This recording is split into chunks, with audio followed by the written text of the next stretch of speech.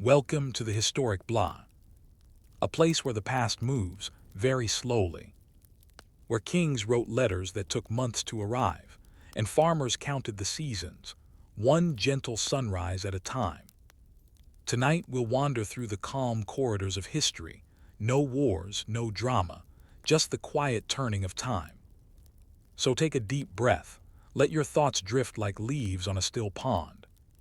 And if you find peace in these sleepy stories, you can like, comment, and subscribe.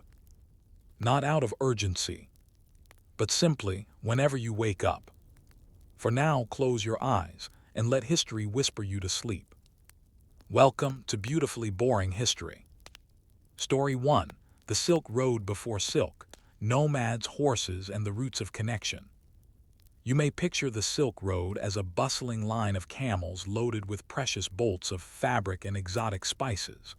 But that's a later invention. Before silk ever reached the West, before maps even gave names to the mountains and deserts it crossed, the route that would become the Silk Road was already taking shape on horseback. Around 1200 BCE, long before Rome or Han China, the Great Eurasian Steppe stretched out like an endless ocean of grass, home to scattered tribes who were not builders of cities, but riders of horses.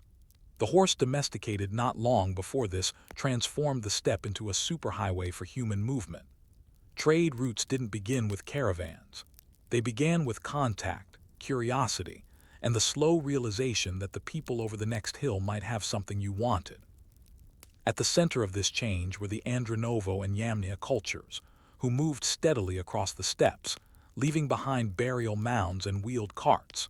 Their migrations weren't dramatic military invasions or grand expeditions. They were often seasonal moves in an attempt to find better grazing, or perhaps to escape a rival family.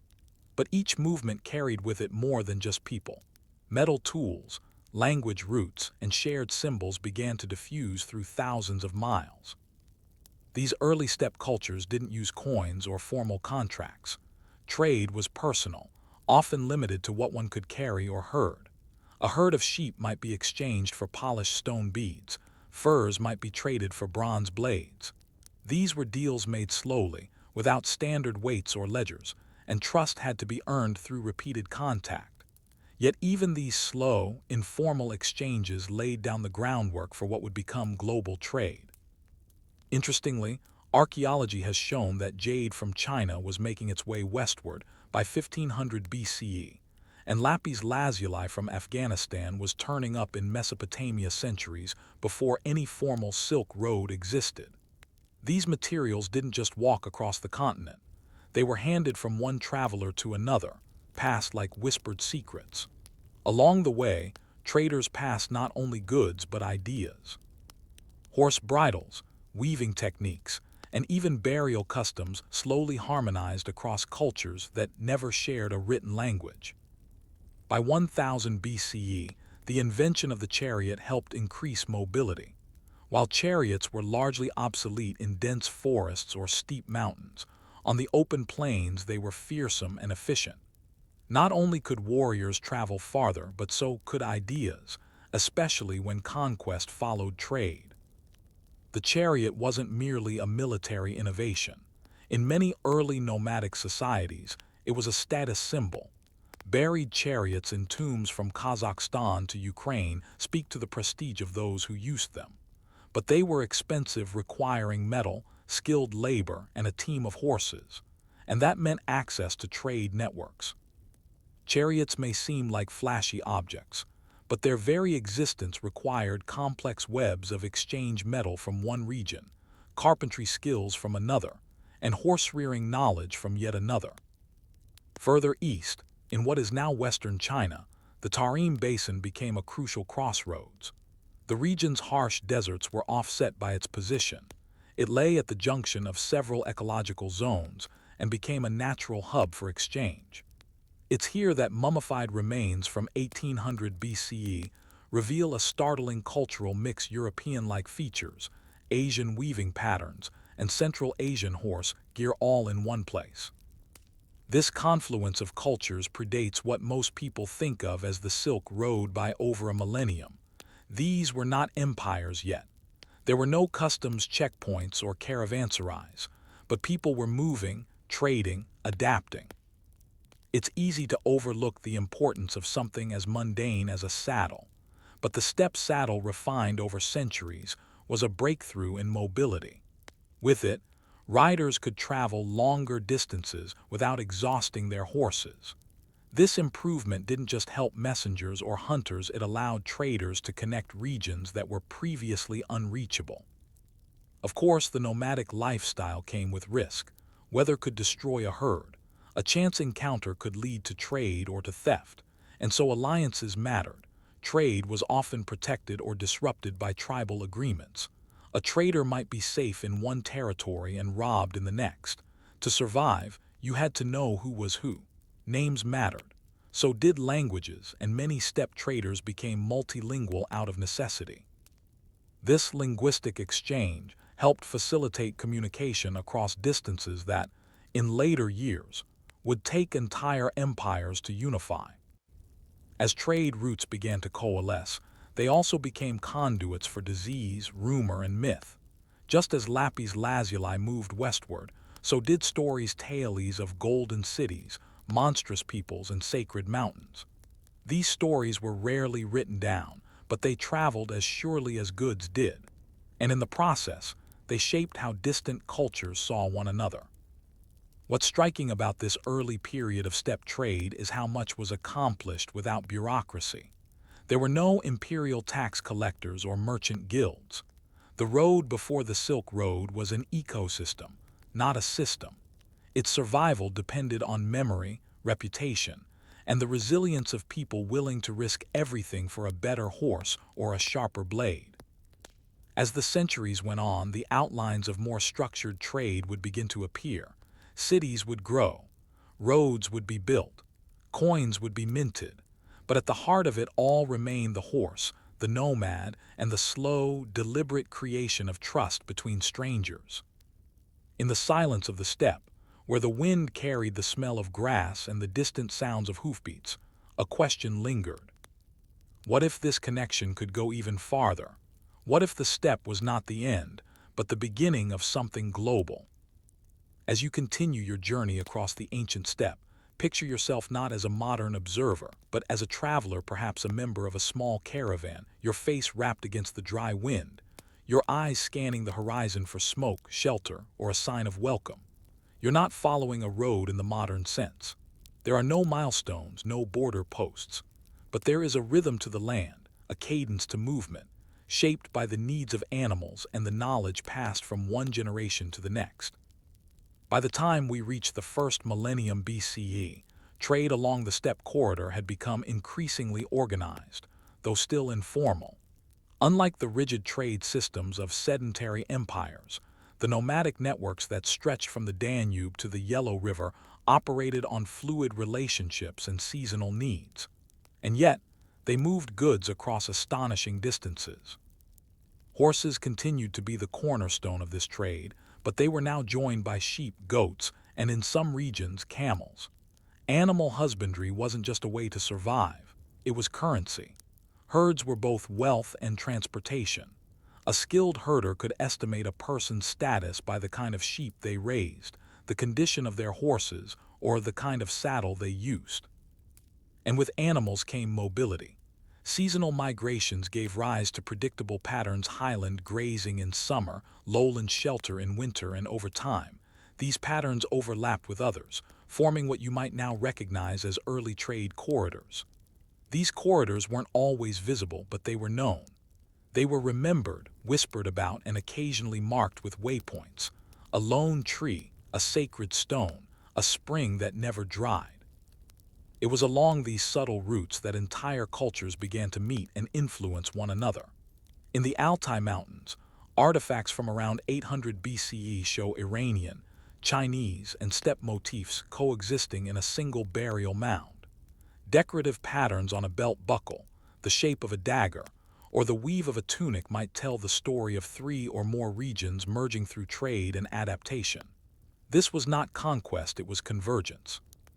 Take, for example, the Scythians, nomadic horsepeople who emerged around the 9th century BCE in the western steppes. They became key players in the movement of goods and ideas across Eurasia. Skilled warriors and expert metalworkers, the Scythians also became intermediaries. They brought with them felt-making techniques, artistic styles, and even burial practices that echoed across the steppes and into the empires at their fringes. The Scythians weren't the only ones. Farther east, the Xiongnu, sometimes seen as precursors to the Huns, controlled large swaths of land by the 3rd century BCE. Though often portrayed as raiders by their Chinese neighbors, they were also traders, taxers, and diplomats. Their confederation relied heavily on controlling trade routes and protecting merchants in exchange for tribute or tariffs.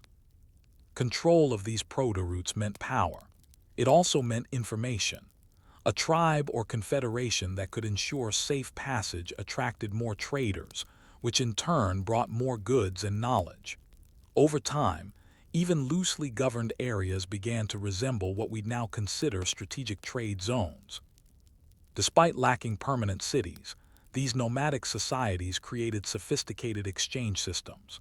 In the absence of stone buildings or written records, their legacy survives in what they moved: weapons, jewelry, grain, horses, fabrics, and most importantly, stories. Oral history mattered deeply. A merchant might remember which valley held the best grazing or which chief to avoid offending. These memories became the invisible scaffolding on which the entire network rested. Of course, this trade was not limited to luxury items. Much of it was practical: salt, grain, animal hides, and simple tools. A bronze sickle might travel hundreds of miles, passed hand to hand through barter. The price of salt could fluctuate depending on the dryness of the season or the distance to the nearest spring. It wasn't glamorous, but it was vital. And then there was language. Linguistic researchers have long puzzled over the distribution of Indo-European and Uralic languages across Eurasia. The answer, in part, lies in trade, not just in the exchange of goods, but of grammar, vocabulary, and metaphor.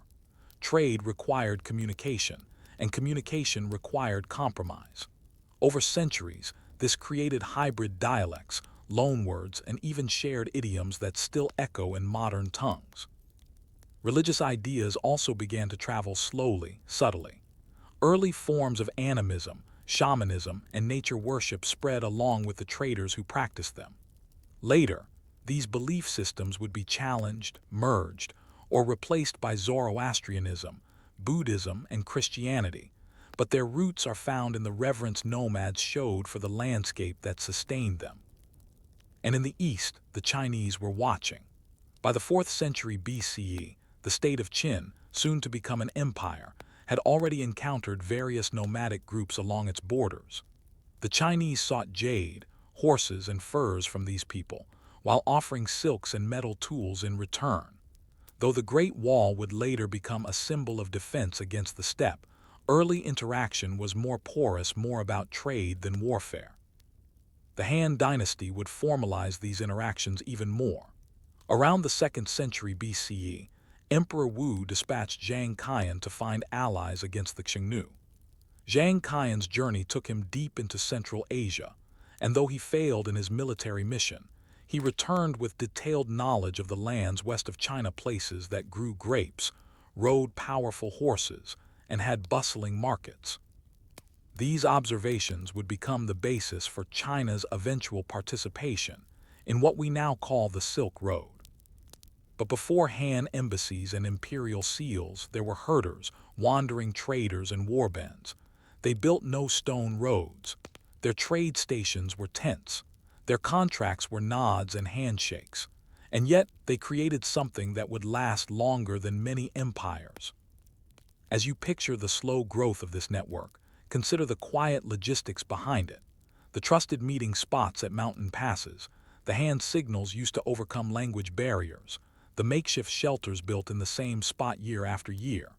Consider the stories told by firelight about faraway rivers that smelled like fish, or strange people who wore metal on their faces, or mountains where the air was too thin to breathe.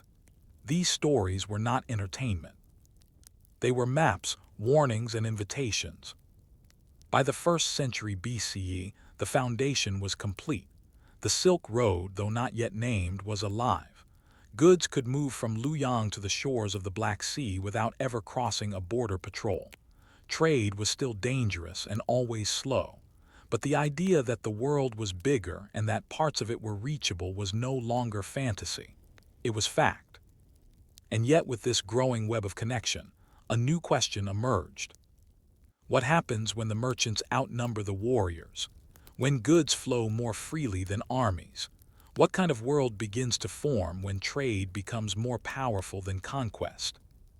By the dawn of the 1st century CE, what had begun as seasonal wandering, barter by firelight, and fragile alliances among steppe dwellers was hardening into something more permanent. No one had drawn a map. No grand charter announced the Silk Road as a route. But merchants, diplomats, and kings alike began to understand that what once seemed like wild, empty land was now a corridor of immense opportunity and delicate interdependence. The transformation wasn't sudden. It had been coming for centuries, but it reached a new scale with the rise of two powerful states, Han China in the east and the Roman Empire in the west.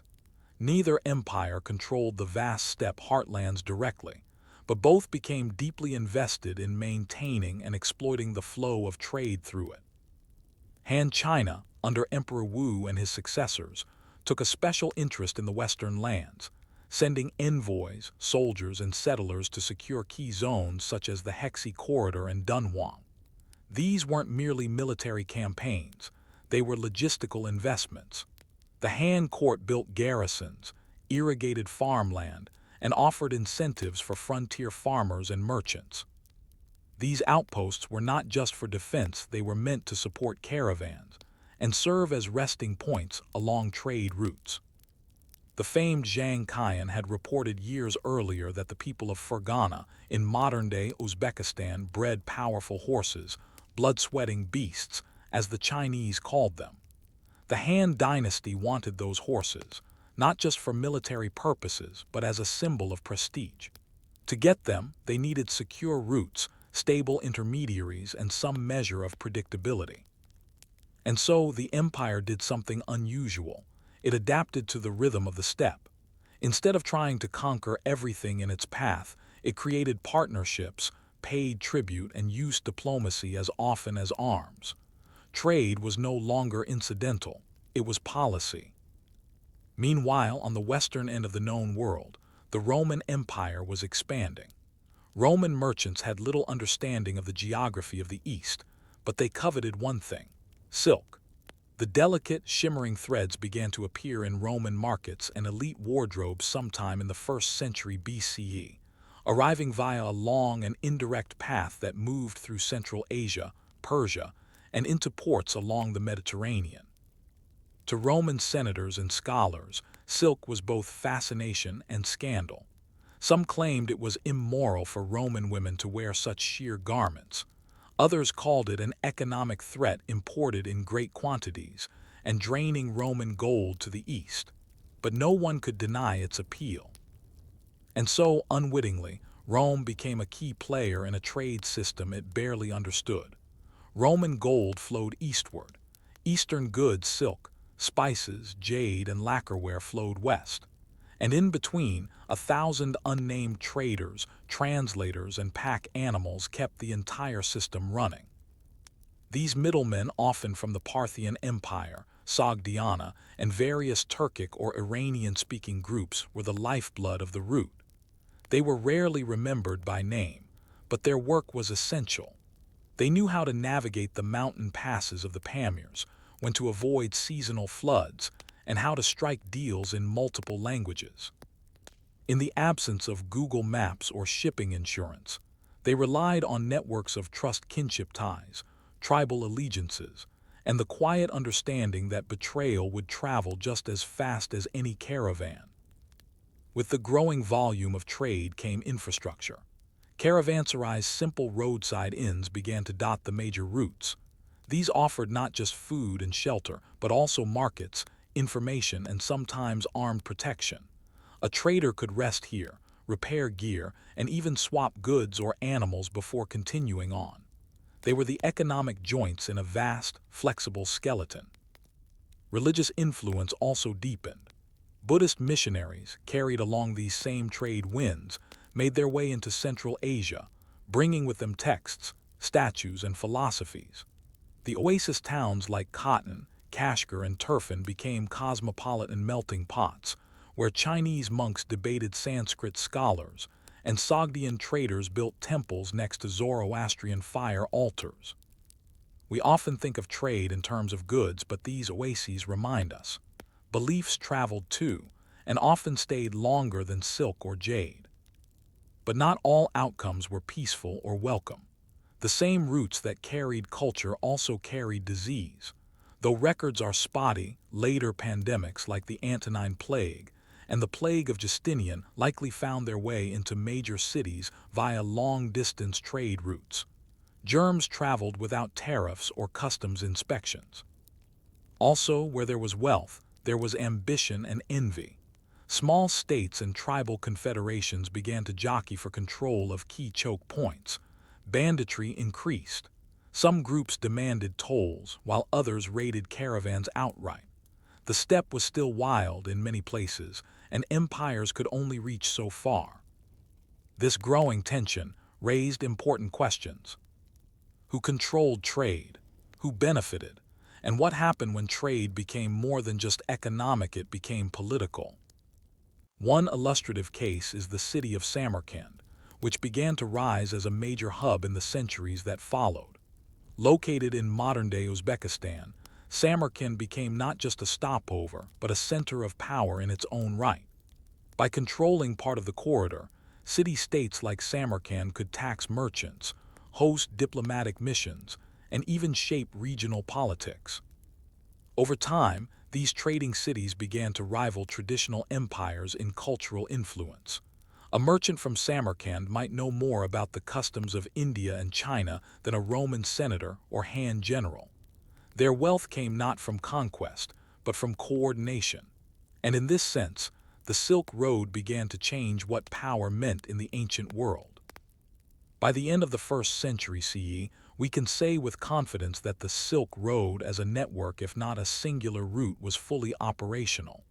Goods could flow from Luoyang to Antioch, passing through 1,000 hands and half as many dialects.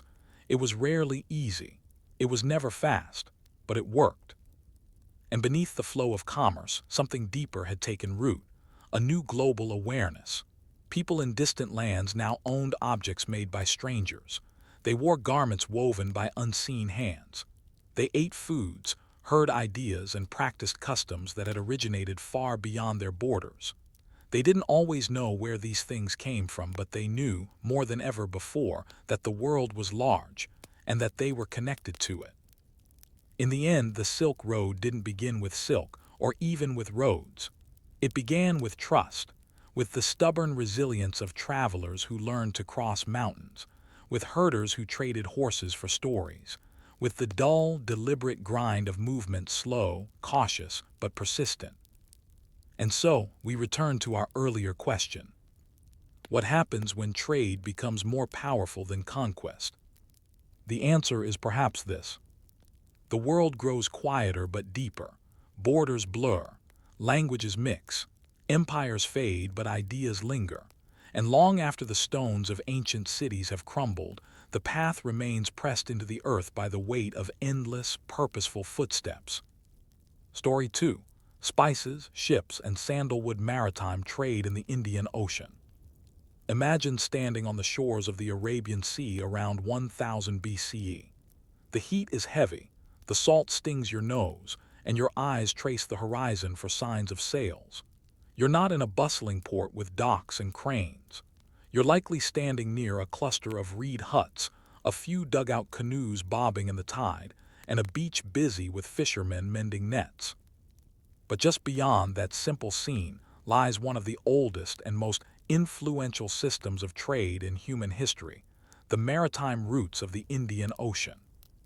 Centuries before the Mediterranean reached its peak, before the Roman Empire ever saw silk, the Indian Ocean had become a living, breathing sea lane of slow, regular exchange.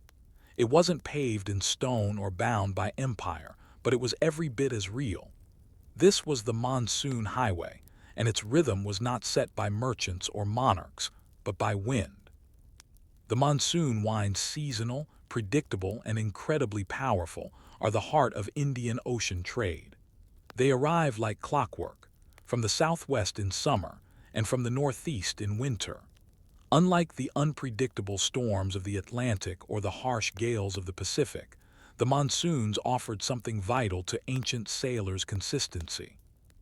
Long before scientific instruments, sailors learned to read the signs: the cloud cover, the color of the sea, the call of birds. They knew when to raise sails and when to wait. And it was this knowledge, not compasses or maps, that allowed the earliest long-distance maritime traders to cross vast oceanic expanses with remarkable regularity. Archaeological evidence from places like the Indus Valley, southern Arabia, and the Horn of Africa suggests that by 2500 BCE, seafaring cultures were already navigating the Indian Ocean's coastal waters. They followed the coastlines, hugging the land to avoid being lost at sea. Their vessels were not deep-sea galleons, but smaller ships stitched together planks, often sewn with coconut fiber rope and sealed with bitumen. These ships carried goods that seemed surprisingly humble: dried fish, pottery, textiles, and most importantly spices and aromatic woods. While the term spice trade might conjure images of golden cinnamon or rare saffron, the truth in these early days was often simpler. Frankincense and myrrh, harvested from rugged desert trees in southern Arabia, were among the earliest and most prized commodities. Used in rituals and embalming, their smoke drifted from temples in Egypt to shrines in the Indus Valley. But beyond goods, these ships carried culture. When merchants from the Indus Valley arrived in Mesopotamia, they brought with them not just cotton and carved beads, but also language, measurement systems, and even religious symbols. Seals from the city of Lothal in Gujarat have been found in ancient Sumerian cities, thousands of kilometers away, evidence of a connection forged not by conquest, but by commerce. By the turn of the first millennium BCE, trade became more ambitious. Rather than simply hugging the coast, sailors began to venture across the open ocean, using the full power of the monsoon winds. This leap was not trivial. It required courage, skill, and an intimate understanding of the sea. But it also brought incredible rewards. The southern coast of India, especially the region known as Tamilakam, became a vital hub. Rich in black pepper, sandalwood, pearls, and textiles, Tamil merchants developed ports like Muziris, modern-day Kerala, which served as bustling centers of international exchange. Greek, Roman, Arab, and Southeast Asian traders all eventually docked there, but even in these early centuries, the foundations were being laid. To the west, the kingdoms of southern Arabia, including Sheba, Kataban, and Hadramaut, prospered as exporters of incense and intermediaries between the Mediterranean world and India. Their caravans descended from the highlands to coastal ports like Kana or Aden, where goods were loaded onto ships bound for the subcontinent. Further south, the Swahili coast of East Africa began to engage in maritime trade as early as the first millennium BCE. They offered ivory, tortoiseshell, and later gold, and in return received cloth, beads, and iron tools. These African ports were not passive recipients of foreign influence, they were active participants, adapting foreign goods into their local cultures and building city-states like Kilwa and Mogadishu that would flourish centuries later. One of the great underappreciated achievements of Indian Ocean trade was its fluidity and integration across cultures. There was no single dominant power for most of this period. Instead, it functioned like a patchwork quilt, each region contributing its own goods, ships, and knowledge. Rather than enforcing trade by military conquest, many of these early societies relied on shared customs and religious toleration. Ports were multicultural by necessity. A merchant might speak several languages: Tamil, Arabic, Malay, Swahili, and follow local rituals not out of belief, but out of business sense. Temples, shrines, and mosques often sat side by side near the harbor, their proximity reflecting the intertwined fates of the people who built them. Interestingly, the technological evolution of shipping in the Indian Ocean was shaped more by adaptation than invention. Ships varied widely in design from the dhows of Arabia, with their triangular lateen sails ideal for tacking against the wind, to the broader, flatter vessels of Southeast Asia designed for calm, shallow waters.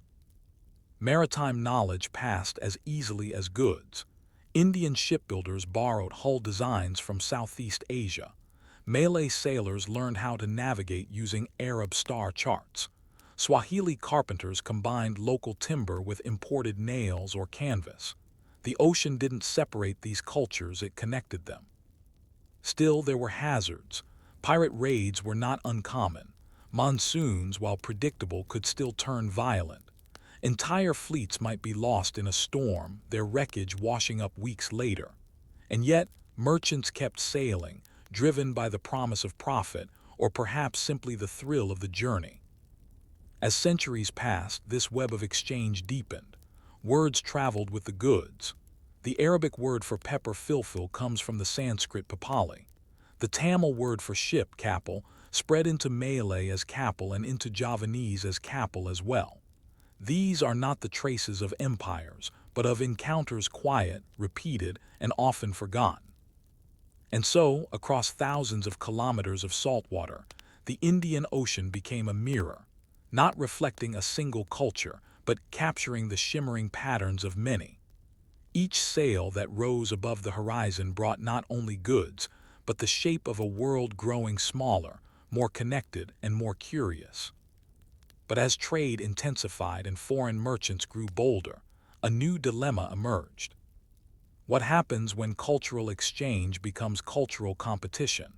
When distant traders begin to influence not just markets, but ideas, rituals, and power? By the early centuries of the Common Era, the Indian Ocean was no longer just a sea of fishermen and coastal traders. It had become a vast and integrated economic network, one of the most sophisticated in the pre-modern world. From Rome and Egypt to the coasts of Vietnam, the rhythm of the monsoon winds was now tied to the rhythm of empires, kingships, and everyday survival.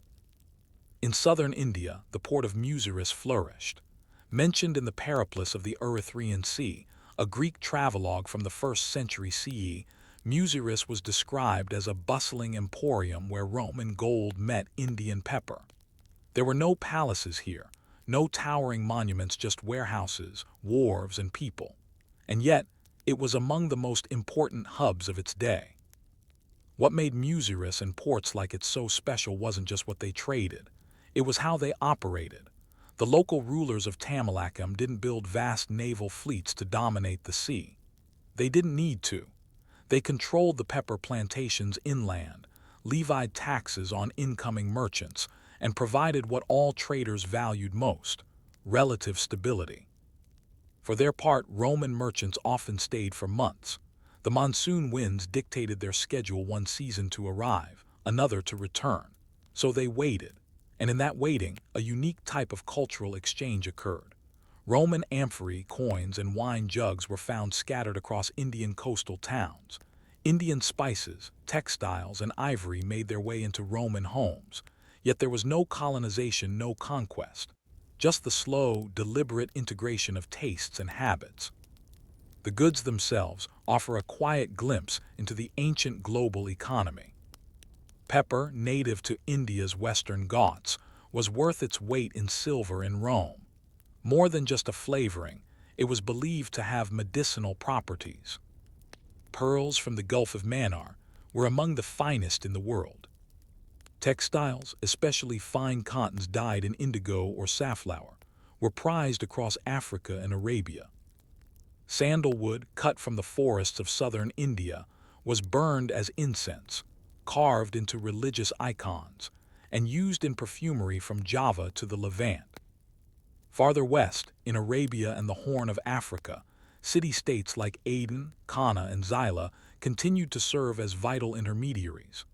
Though not empires in the traditional sense, these cities prospered through a careful balance of trade, diplomacy, and local authority. Merchants came not just for incense and gold, but also for information on wind patterns, tribal politics, and the latest shifts in port customs. Meanwhile, East Africa's Swahili coast entered a new phase. By the 3rd and 4th centuries CE, towns like Rapta in modern Tanzania had become notable players. While their infrastructure was still modest, their strategic location and abundant ivory made them attractive partners. In these towns, you could find Indian beads, Arab pottery, and African iron tools sold side by side. Importantly, this was not just economic integration, it was social and cultural fusion. Marriage between foreign traders and local women was common, especially in regions without large urban settlements. The children of these unions often became cultural intermediaries, speaking multiple languages and continuing the family trade across generations. Religion began to sail on these routes too. In Southeast Asia, Indian traders brought with them not only goods, but also Hinduism and Buddhism. These religions, adopted and adapted by local rulers, helped form new states like Funan in Cambodia and Srivijaya in Sumatra. The temples they built were Indian in influence, but Southeast Asian in form and meaning. Farther west, Christianity spread to ports in Arabia, Ethiopia, and even parts of India, where the St. Thomas Christians of Kerala trace their origins to Syrian merchants and missionaries. Islam would arrive later, but the stage was already set ports as melting pots, open not only to cargo but to gods. The technology of navigation also improved. While magnetic compasses were still centuries away, ancient Indian and Arab sailors began to use astrolabes, star charts, and oral maps memorized songs or verses that described coastlines, currents, and landmarks. These systems were passed from father to son, sailor to apprentice, and were guarded with pride. But with growth came competition, and with competition, conflict. As trade deepened, some rulers saw opportunity not just in tariffs, but in domination. The Aksumite kingdom of Ethiopia, positioned near the mouth of the Red Sea, began to assert its naval presence. By the 4th century CE, Aksumite fleets launched raids against rival Arabian ports and tried to control the Bab el-Mandeb Strait, a key choke point for ships traveling between the Red Sea and the Indian Ocean. At the same time, Persian influence grew along the northern coasts of the Arabian Sea. The Sassanid Empire began to back favored ports, build alliances, and use merchant guilds to extend its reach. In doing so, trade slowly became politicized, no longer simply the work of independent merchants, but also an arm of state ambition. This creeping influence had ripple effects across the network. Local port cities, once semi-autonomous, were increasingly drawn into the orbit of distant powers. Some benefited, others resisted. In southern India, Tamil kings began to regulate ports more strictly, creating customs houses and imposing levies. In response, some foreign traders began to favor Sri Lanka, with its strategic location and more flexible policies. The island emerged as a transshipment hub, where goods from China, India, and Arabia could be repackaged and redirected. Interestingly, the very openness that had once made the Indian Ocean vibrant began to create tensions. Foreign religions sometimes clashed with local traditions. Imported goods threatened local artisans. And in some places, the sheer presence of wealthy, foreign merchants began to tilt the local balance of power. But unlike later periods when empires would impose colonial control, the ancient Indian Ocean world still held to a different rhythm. Power was diffuse, multilingual, and deeply local. Even where empires attempted to assert dominance, they did so through negotiation and accommodation rather than force. This delicate balance allowed the Indian Ocean to remain, for centuries, a shared space where trade, culture, and even belief coexisted more often than they clashed. Still, the world was changing. New players were emerging, technologies were advancing, and rising powers to the north, the Islamic caliphates, the Tang dynasty, would soon reshape the landscape entirely. So the question loomed: could this network, born of wind and wood, survived the ambitions of empires and the coming of global faiths. By the 7th century CE, the Indian Ocean, once a vast and loosely coordinated expanse of small traders and seasonal voyagers, entered a new era. Winds still ruled the sea, and dhows still dotted the horizon. But something had changed. Religion, empire, and commerce were no longer parallel forces, they were converging. The most transformative development of the age was the rise of Islam. Born in the Arabian Peninsula in the early 7th century, Islam was not simply a faith, it quickly became a political and economic force. As the Umayyad and later Abbasid caliphates expanded their reach, their influence spread not only by land, but by sea. Islam's rapid spread along the coasts of the Indian Ocean was driven by a blend of piety and practicality. Muslim merchants, many of whom were already involved in maritime trade, did not arrive as conquerors in most coastal regions. They arrived as traders, bringing with them not just a new religion, but a set of values that resonated with the existing norms of the merchant class. The religion's emphasis on honest trade, contract law, and charity gave Muslim traders a reputation for integrity. Many ports, particularly in East Africa and Western India, welcomed them not because they were powerful, but because they were reliable. In coastal cities like Calicut, Cambay, and Mangalore, Muslim merchant guilds established permanent bases. They built mosques, intermarried with locals, and slowly transformed the religious landscape not through force, but through networks.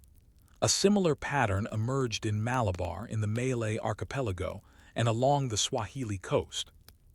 By the 9th and 10th centuries, mosques stood beside temples and shrines, often funded by local rulers who saw political benefit in accommodating multiple faiths.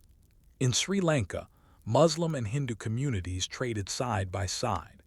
In Java, the shadow of ancient Hindu-Buddhist kingdoms gave way to the subtle influence of Islamic Sufi orders. Meanwhile, the Abbasid Caliphate, centered in Baghdad, helped reorient the economic center of gravity. Baghdad itself became a hub for maritime commerce, with goods from India and China passing through Basra before continuing overland to the Mediterranean. The demand for Indian textiles, spices, and teak timber increased.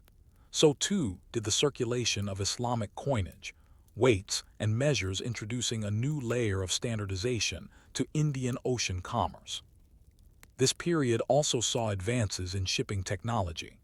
The lateen sail, already in use for centuries, was now combined with improved hull designs that allowed ships to travel longer distances and carry heavier cargo. Arab navigators, drawing on Greek, Persian, and Indian knowledge, developed increasingly accurate astronomical tables, wind charts, and rudimentary portolans, precursors to nautical maps. At the same time, the Tang dynasty in China, 680–907 CE, began to look outward, re-establishing maritime contact with Southeast Asia and India. Chinese ceramics, silks, and coinage flowed into Indian Ocean markets, while spices, ivory, and exotic woods made their way to Guangzhou and other southern ports. Chinese records describe envoys from Java and India arriving at the Tang court, laden with tribute that was as much about trade as diplomacy. But even as connections deepened, competition intensified. Local powers, newly enriched by trade, began to assert control over key sea lanes and ports. In Sumatra, the kingdom of Srivijaya emerged as a maritime empire, controlling the Strait of Malacca and collecting tolls from passing ships. With fleets and fortified ports, Srivijaya became a powerful gatekeeper, part middleman, part regional hegemon. To the west, the Chola dynasty in southern India launched naval expeditions across the Bay of Bengal, even attacking ports in Southeast Asia. While the Cholas are often remembered as temple builders, they were also keen maritime players. Their interest in controlling trade routes shows just how important ocean commerce had become, not just to merchants, but to kings. The Swahili coast, meanwhile, blossomed into a vibrant, Islamic-influenced chain of port cities. Kilwa, Mombasa, and Pate grew from fishing villages into walled towns with coral stone houses, Friday mosques, and active markets. African gold from the interior was carried overland and loaded onto ships bound for Arabia, India, and beyond. Language itself bears witness to these transformations. The Swahili language, a Bantu tongue, absorbed a flood of Arabic loanwords, particularly in trade, religion, and administration.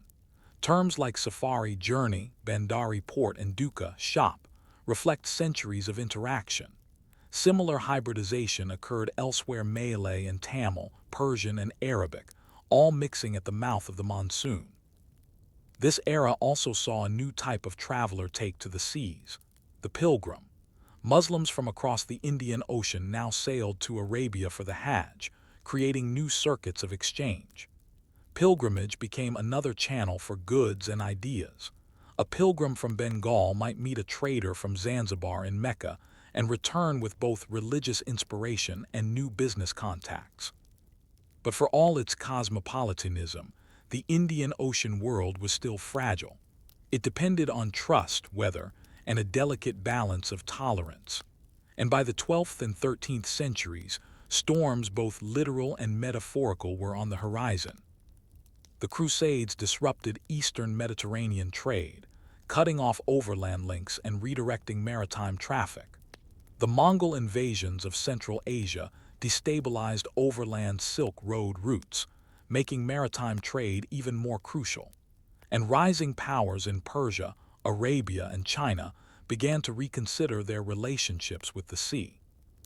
The Indian Ocean, for all its vastness, was about to be drawn into global conflict and empire. Still, as the curtain closed on this ancient era, the legacy of the maritime network remained. Trade had not just moved goods. It had shaped languages, faiths, politics, and identities. Ports had become crossroads. Oceans had become bridges. And so we are left with a final reflection. What lessons linger in a world that once thrived on tolerance, tides, and trust? Could the quiet cooperation of ancient sailors offer insight to a modern world still divided by oceans and ambition? The year is somewhere around 1900 BCE, and you're standing not in a grand palace or a temple, but in a dusty courtyard in Kanish, a merchant outpost in central Anatolia. The air smells faintly of pack animals, dried dates, and the soft chalky scent of baked clay. You hear the low braying of donkeys, the quiet rustle of linen garments, and the sharper clink of clay tablets being stacked and sorted by a scribe. This is not a glamorous scene. There are no sweeping vistas, no glorious battles. What you are witnessing is far more mundane and far more important: the inner workings of the world's first corporate bureaucracy. Before the empires of Persia, Greece, or Rome ever raised their banners, the old Assyrian trade network stretched across hundreds of miles from the city of Ashur on the banks of the Tigris River to a scattered archipelago of merchant colonies in Anatolia, the most important of which was Karam Kanish. This network wasn't powered by silk or spices. It was powered by textiles, tin, and above all, trust facilitated not by emperors, but by scribes and donkeys. The Assyrian economy was run by private merchant families, not the state. These were not companies as we know them, but family-run commercial enterprises that operated with astonishing complexity. Fathers, sons, and brothers formed partnerships, split profits, managed inventories, and navigated legal disputes, all recorded meticulously on cuneiform tablets.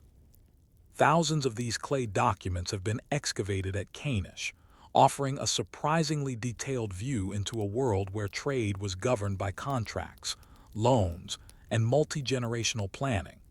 These weren't dusty backwater traders, they were the ancient world's accountants, lawyers, financiers, and logisticians. At the center of this system were the donkey caravans, long lines of pack animals led by hired hands and guards. Donkeys were slower than camels and couldn't carry quite as much, but they were sturdy, sure-footed, and most importantly, understood by generations of handlers. A single caravan might contain dozens of animals and take 6 weeks or more to travel from Ashur to Kanish. Along the way, they had to navigate mountain passes, seasonal flooding, and regional tolls imposed by local rulers. To manage these risks, Assyrian merchants developed something truly remarkable, a contract-based economy with shared liability. If a caravan was lost, whether to bandits, disease, or whether its investors would absorb the loss proportionally, merchants rarely traveled with the goods themselves. Instead, they stayed behind in Ashur, communicating by tablet and courier. These letters were not simply updates.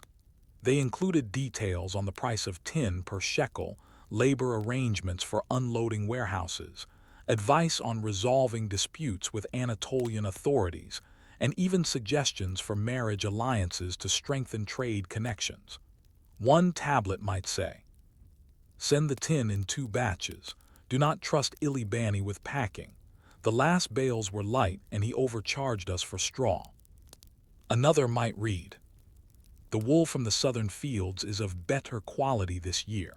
Buy early, before the other houses arrive." Such messages were not idle gossip. They formed the bones and sinew of a system that transported Mesopotamian wool and Babylonian tin northward in exchange for silver, grain, copper, and luxury goods. And it was all kept running through a meticulous record-keeping system based on cylinder seals, account tablets, and family archives. When archaeologists first uncovered these archives in the 20th century, they found records dating back 4 generations, sometimes with accompanying legal rulings and notarized loan agreements.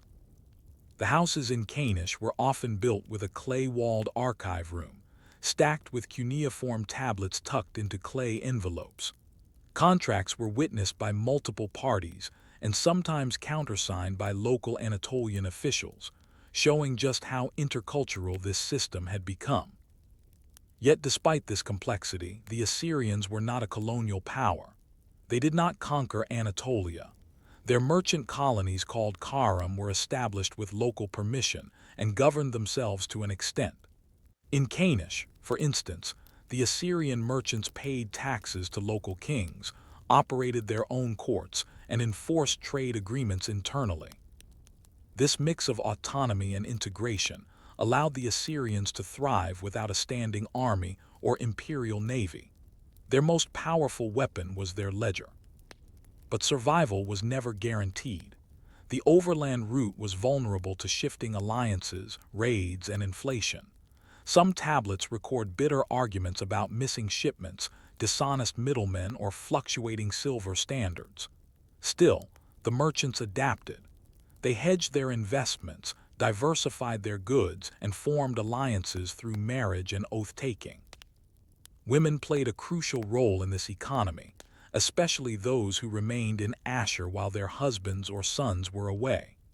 These women managed household businesses, lent money, and oversaw the production of wool textiles, which were often dyed and woven to specific market preferences. One tablet from a woman named Lamasi reads, "I have sent you 20 shekels of silver with Ashur Shama. If the price is still high, buy only the finer tin. The weaving women will finish the blue cloth in 4 weeks." Lamasi and women like her weren't merely passive figures. They were investors, producers, and correspondence managers, a crucial part of the commercial system. What's especially striking is how non-monumental this world was. The old Assyrian trade network did not leave behind ziggurats or epic poems. Its legacy lies in the daily, deliberate grind of economic activity, in the price of barley, in the condition of donkey hooves, in the arrangement of a grain shipment before the snow set in. It was a network of trust, encoded not in stone but in contracts, not built for glory but for survival. And so, the dusty courtyard in Kanesh, where a donkey driver sweats under a bale of tin and a scribe scratches a stylus against wet clay, becomes one of the most important places in history, not because it dazzled, but because it functioned. Still, questions remained even then. What happens when this system grows too large? When trust begins to fray and local politics threaten the fragile stability of trade? How does a merchant survive when a safe route turns hostile overnight? Let us return to the caravan routes of old Assyria, this time from the inside, not from a dusty courtyard, but from within the slow-moving, hoof-thudding world of the donkey train itself. Picture the scene. Rough wooden packs strapped tightly to the backs of donkeys, each carrying about 30 to 40 kilograms of tin or woolen textiles. The caravan winds through valleys and across dry, stony plateaus. Its destination is not fame or glory, but a profit margin, however small. The journey from Asher to Kanesh spanned roughly 1,200 kilometers. At an average speed of 20-25 kilometers a day, it took over a month, sometimes two, depending on the weather and road conditions. These weren't scenic travels.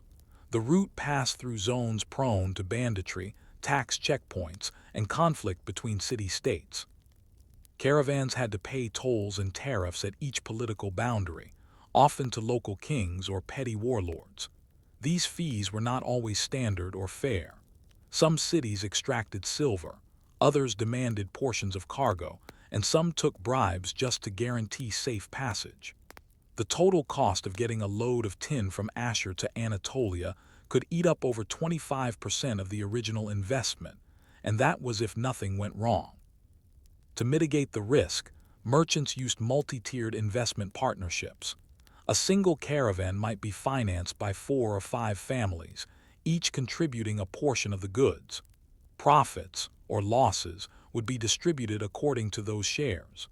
Legal contracts were drawn up to reflect this, with repayment terms and penalties for mismanagement laid out in firm, dry cuneiform. The most fascinating thing about this system is how rationally and conservatively it operated. Merchants rarely gambled big on a single journey. Instead, they diversified a portion of wool here, a bundle of tin there. Some even loaned capital to other merchants instead of traveling or trading themselves. The result was a surprisingly mature proto-capitalist economy, long before banks or guilds existed in any formal sense. These economic practices had to navigate not just geography but cultural differences. The merchants of Asher were doing business in foreign lands speaking Akkadian in a world of Hittite dialects and local Anatolian customs. To survive, they adapted. Archaeological records show that Assyrian merchants learned local languages, married local women, and often lived in Anatolia for years at a time. They maintained a dual identity, one foot in the cultural world of Asher, the other firmly planted in Kanesh. Their houses were built in Anatolian style, but often contained family altars to Asherite gods, and their children were frequently bilingual. Some even converted or at least adopted local religious practices to build trust with regional authorities. This wasn't spiritual fervor, it was smart business. Belief systems helped maintain social cohesion, and being one of the locals could reduce risk and increase access to better trade deals. Even supply chains were carefully managed. For example, the prized tin from the east came through long channels that ran from the Zagros Mountains and regions of modern-day Iran and Afghanistan. That tin arrived in Asher either overland or via river, where it was warehoused and repacked for the long donkey journey north. On the receiving end, Anatolian cities like Kanesh, Hadusa, and others were not passive buyers. They had their own local economies, often based on agriculture, copper smelting, and craft production. Tin was valuable not for its own sake, but for turning into bronze used in tools, weapons, and ceremonial objects. Assyrian wool, meanwhile, was valued for its fine weave and bright colors, dyed with local plants or imported pigments. Local craftsmen sometimes remade Assyrian cloth into new garments, blending Mesopotamian patterns with local fashion. In this way, a simple bale of cloth could pass through multiple cultural filters, accruing both literal and symbolic value as it moved. All of this was managed by an expanding bureaucratic framework, not of the state, but of the merchant class. Contracts included guarantees and stipulations that read like a modern legal brief. If the donkey driver delays more than 5 days without cause, he shall forfeit a fourth of his wage. Should the goods arrive damaged, restitution shall be made from the carrier's share, unless war or act of God can be proven. Scribes kept multiple copies of each agreement, sometimes baked and stored for legal reference. More delicate letters, such as instructions to family members or assessments of rival traders, were kept in sealed envelopes, which could be broken and verified by witnesses in case of dispute. And disputes did happen. Some records preserve legal battles between partners over unpaid debts or hidden profits. One particularly dramatic case involved a son accusing his father of mismanaging a wool shipment, threatening to dissolve the partnership. The case was taken before a council of elders in Asher, who ruled in favor of the father, though the records suggest the damage to the relationship lingered for years. Despite these internal tensions, the system functioned remarkably well. It allowed Assyrian merchants to accumulate wealth across generations and to navigate a vast, decentralized world where there was no empire to enforce their contracts. But this also left them vulnerable. By the 18th century BCE, shifting political winds began to destabilize the trade network. New local rulers in Anatolia began to assert control over the Kharam. Some resented Assyrian autonomy, others simply wanted a larger share of the profits. The city of Kanesh experienced a series of conflicts and eventual destruction, likely due to internal unrest or external invasion. The merchant houses burned, clay tablets cracked and buried under rubble. For a time, the entire network collapsed. Trade didn't vanish, but it changed. Later Assyrian empires would revive some roots, but under far more centralized control. The age of the independent merchant family, operating on contracts and donkey trains, was ending. Still, the legacy of that earlier system persisted. Later civilizations, Babylonians, Persians, Greeks would all borrow elements of this Assyrian commercial model. Even the Romans, centuries later, would marvel at the Babylonian skill for record-keeping and contract law. And so, in the dust of a ruined outpost in Anatolia, among the shattered tablets and the footprints of long-dead animals, lies the fragile evidence of one of humanity's most impressive feats. A trade system built not on empire but on trust, not enforced by soldiers but by scribes, not fueled by ambition but by survival and the slow, patient logic of markets. And yet, one question still lingered as Kanesh smoldered, and the last donkey caravan failed to return. Can commerce survive without power behind it? Or must every market eventually serve a crown, a king, or a conquering army? The year is around 1750 BCE. The once bustling merchant quarter of Kanesh, so central to Assyrian trade, lies silent. Charred roof beams rest atop crumbled mud-brick walls. Donkey tracks are fatting under wind-blown dust. Inside the ruins, hundreds of clay tablets sit in broken piles, some baked by the fires that consumed the houses, others preserved beneath collapsed ceilings. The city hasn't vanished entirely, but its role in the world economy has ended. It is a quiet collapse, no great battle recorded, no grand downfall etched in stone. But the effect is monumental. The old Assyrian trade network, centered on the movement of tin, textiles, and silver between Mesopotamia and Anatolia, begins to unravel. We do not know the exact cause of Kanesh's destruction. Some scholars suggest internal conflict, perhaps between local Anatolian rulers and the increasingly wealthy Assyrian merchants. Others believe it fell victim to a broader wave of instability that swept through the region, a ripple effect of new power centers forming in Babylonia and Elam. Whatever the cause, the consequences are clear. The decentralized, privately operated trade system begins to fade. The Assyrian state, which had played a relatively hands-off role during the merchant colony era, began to adopt a more formal, centralized approach to trade. This is a common pattern in history. Once private systems demonstrate profitability and strategic value, governments take notice, and then they intervene.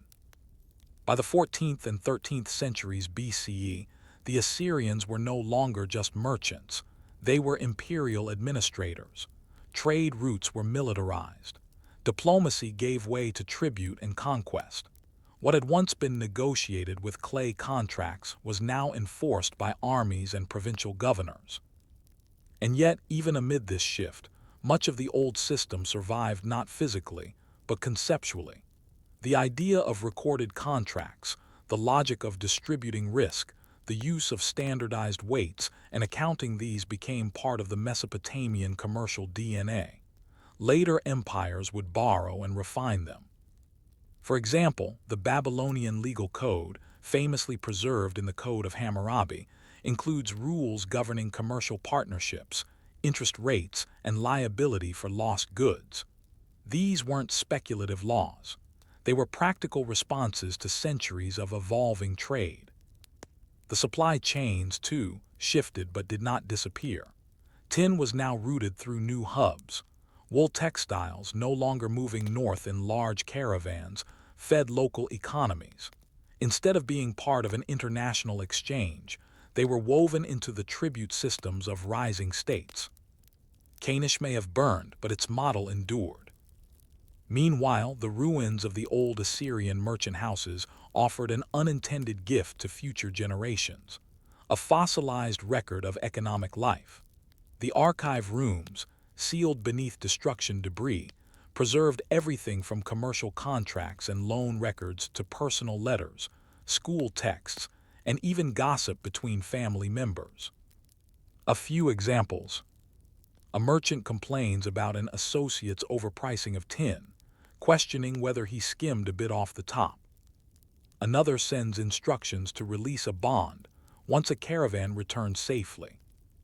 A young apprentice writes home to his parents, requesting more funds and mentioning that the local prices for food have risen, suggesting inflationary pressures even in antiquity.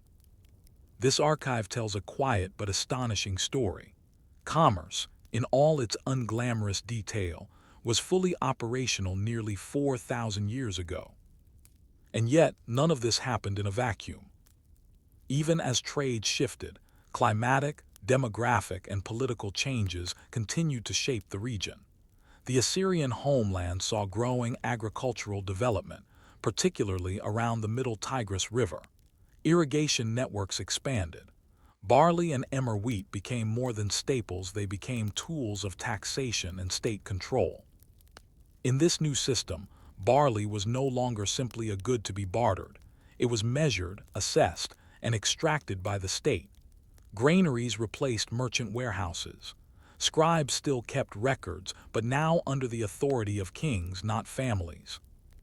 The quiet dynamism of private trade had been replaced by the heavy machinery of empire. But traces of that earlier era never fully disappeared. Even centuries later, during the Neo-Assyrian Empire, 9th–7th centuries BCE, merchants still operated in semi-private partnerships, albeit under state regulation. Trade with regions like Urartu, Egypt, and Phoenicia was managed more tightly, but the principles of long-distance commerce, risk-sharing, and contract law remained in place. In this way, the story of the donkey caravans of Assyria becomes something larger. It becomes a case study in the life cycle of economic systems. Birth through grassroots innovation. Growth through social trust and adaptive logistics. Strain under external pressure and internal scaling. Collapse under the weight of political volatility. And inheritance, where the bones of the system are repurposed by the next structure that emerges. There is no monument to the donkey drivers who traversed the mountain passes, nor to the women who counted wool bolts by lamplight in Asher. Their labor was repetitive, uncomfortable, and rarely celebrated. But their fingerprints are all over the development of economic literacy, logistics, and global integration. In a world that often celebrates empire builders and battlefield victors, the old Assyrian merchants remind us of something more fundamental. Civilization moves forward through paperwork as much as power. They didn't wield swords, They wielded styluses.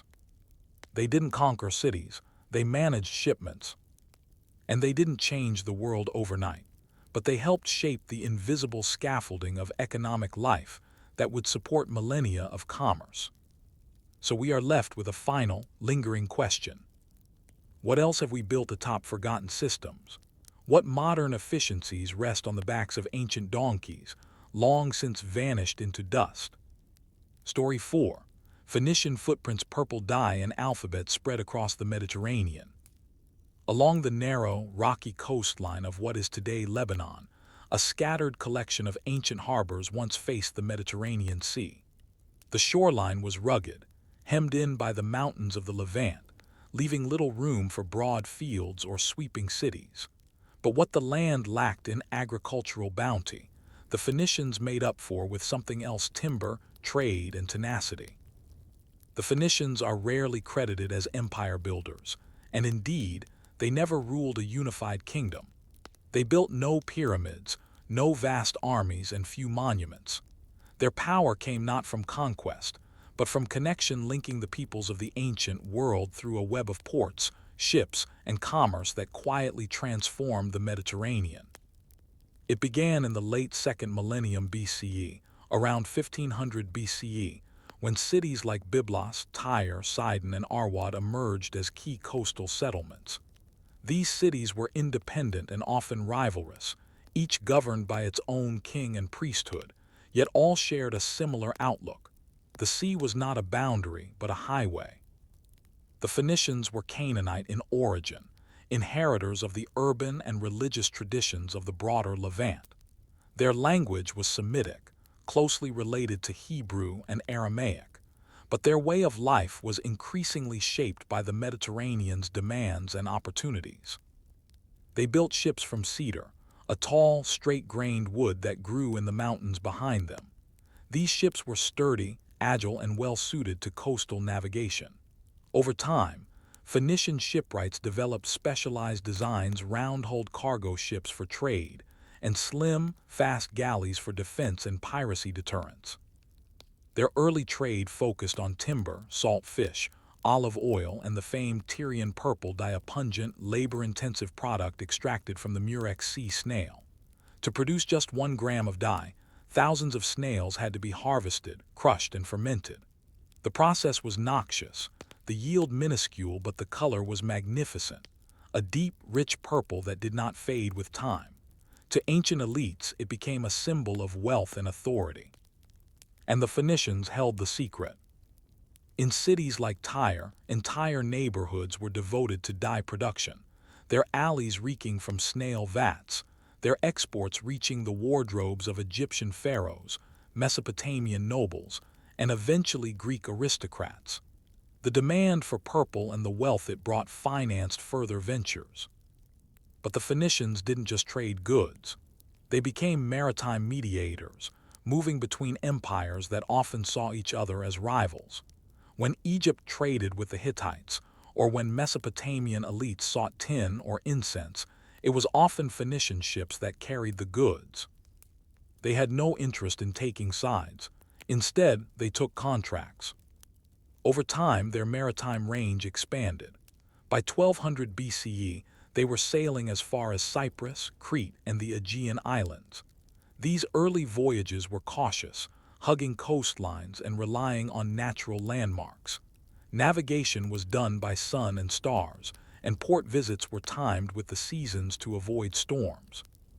Phoenician ships were built for durability, not speed. With flat bottoms, they could beach on rocky shores. With wide hulls, they could carry large volumes of cargo: jars of wine, baskets of grain, ingots of copper, and bales of linen. They also carried ideas, perhaps their most important export. Among their greatest contributions was the alphabet. Developed around 1050 BCE, the Phoenician alphabet was a radical departure from earlier writing systems. Unlike Egyptian hieroglyphs or Mesopotamian cuneiform, which used hundreds of symbols, the Phoenician script relied on just 22 consonant letters. It was designed for simplicity and speed, optimized for commercial records, shipping manifests, and personal correspondence. Because it was easier to learn, it spread quickly. Phoenician traders, scribes, and port agents taught the script to their trading partners. Over time, it was adapted into Greek, then Latin, and eventually became the foundation of most alphabetic writing systems used today. Ironically, we know relatively little about the Phoenicians from their own words. They wrote primarily on papyrus and parchment, which have not survived in the coastal climate. What we know comes from archaeology, foreign records, and inscriptions left in colonies and port cities. And colonies they did establish, though not in the imperial sense. Unlike later powers, the Phoenicians didn't conquer territory. They founded trading outposts, often by agreement with local peoples. These were designed not to rule but to facilitate commerce. By 900 BCE, the Phoenicians had planted settlements as far west as Sicily, Sardinia, and North Africa. Their most famous colony, Carthage, would later become an empire in its own right, but in the beginning, it was just one more harbor in the great Phoenician chain. These colonies served practical purposes: safe harbors where ships could resupply, warehouses for storing goods in transit, markets where local and imported goods could be exchanged, and perhaps most importantly, cultural anchors, where Phoenician language, religion, and customs could survive and adapt. Their religious practices traveled with them too. The Phoenicians worshipped a pantheon led by a letter 2 Bf, a El, and Astarte, deities associated with storms, fertility, and maritime protection. Temples stood near ports, often paired with altars and ritual pools. Sacrifice, both animal and, controversially, in some periods possibly human, was part of their rites, though much of what we know comes from hostile Greek and Roman sources, which may have exaggerated the darker elements. Their faith, like their commerce, was pragmatic and portable. And so the footprints of Phoenicia spread not through armies, but through ledgers, ships, and contracts. Yet as the centuries passed, their very success drew the attention of rising powers. Assyria, seeking revenue and regional control, began to demand tribute from Phoenician cities. Some complied, others resisted. The delicate independence of Tyre and Sidon became harder to maintain. Still, they endured, adaptable, elusive, and mobile. But even then, a quiet question must have hung over the coastal winds. Could a civilization built on trade, not conquest, survive the rise of empire? Or would the purple-stained ports of Phoenicia eventually fade into the histories written by their clients and competitors? As Phoenician ships slipped farther west with each passing century, their harbors multiplied not through conquest, but through consent and commerce. This network of colonies became the silent spine of the ancient Mediterranean economy, a chain of trade posts, shipyards, and cultural footholds stretching from the Levant to the Strait of Gibraltar. Among these, none would become more famous or more powerful than Carthage. Founded around 814 BCE, according to later Roman sources, Carthage began as a modest settlement established by Tyrian merchants on the North African coast. The city's Phoenician name, Cart letter 1e25 Adias Hachekti, simply meant new city. At the time, it was just one among many outposts: Utica, Hippo Diarhytus, Matia, and Gadir, modern Cadiz, among them.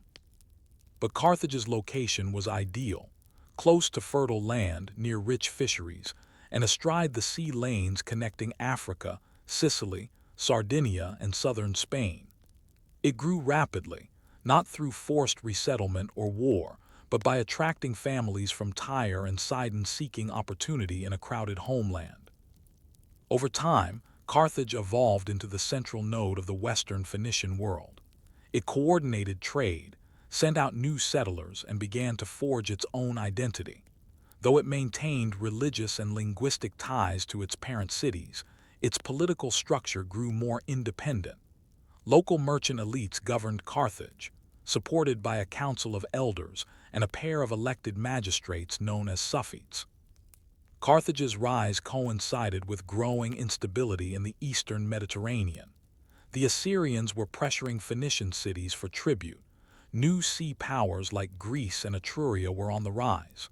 And so, as Tyre and Sidon turned inward, Carthage looked outward. The city became a master of maritime logistics. Phoenician sailors, already famed for their skill, now operated from a network of bases that allowed them to leapfrog across the sea. They knew which islands had safe coves, which currents favored return voyages, and which ports would welcome a shipment of tin, wine, or dye. Much of their trade was intermediary work. They brought tin from Britain, copper from Cyprus, amber from the Baltic, and glassware from Egypt, redistributing them across the western Mediterranean. They exported olive oil, fish sauce, resins, purple-dyed textiles, and finely worked ivory and glass beads. To the modern eye, the objects seem humble, often no more than amphorae, beads, or decorated plates. But these goods were tokens of a much larger system, where cultures that never met face to face became entangled through goods, values, and habits. One of the most interesting outcomes of Phoenician expansion was the cultural integration that occurred in their colonies. Though they preserved their language and religious symbols, the Phoenicians also absorbed local customs. In Sicily, for example, Phoenician settlers shared space with Greek colonists, leading to hybrid architectural forms, shared deities, and even bilingual inscriptions. In Sardinia, archaeological evidence shows blended burial practices, combining Levantan and indigenous Neuragic traditions.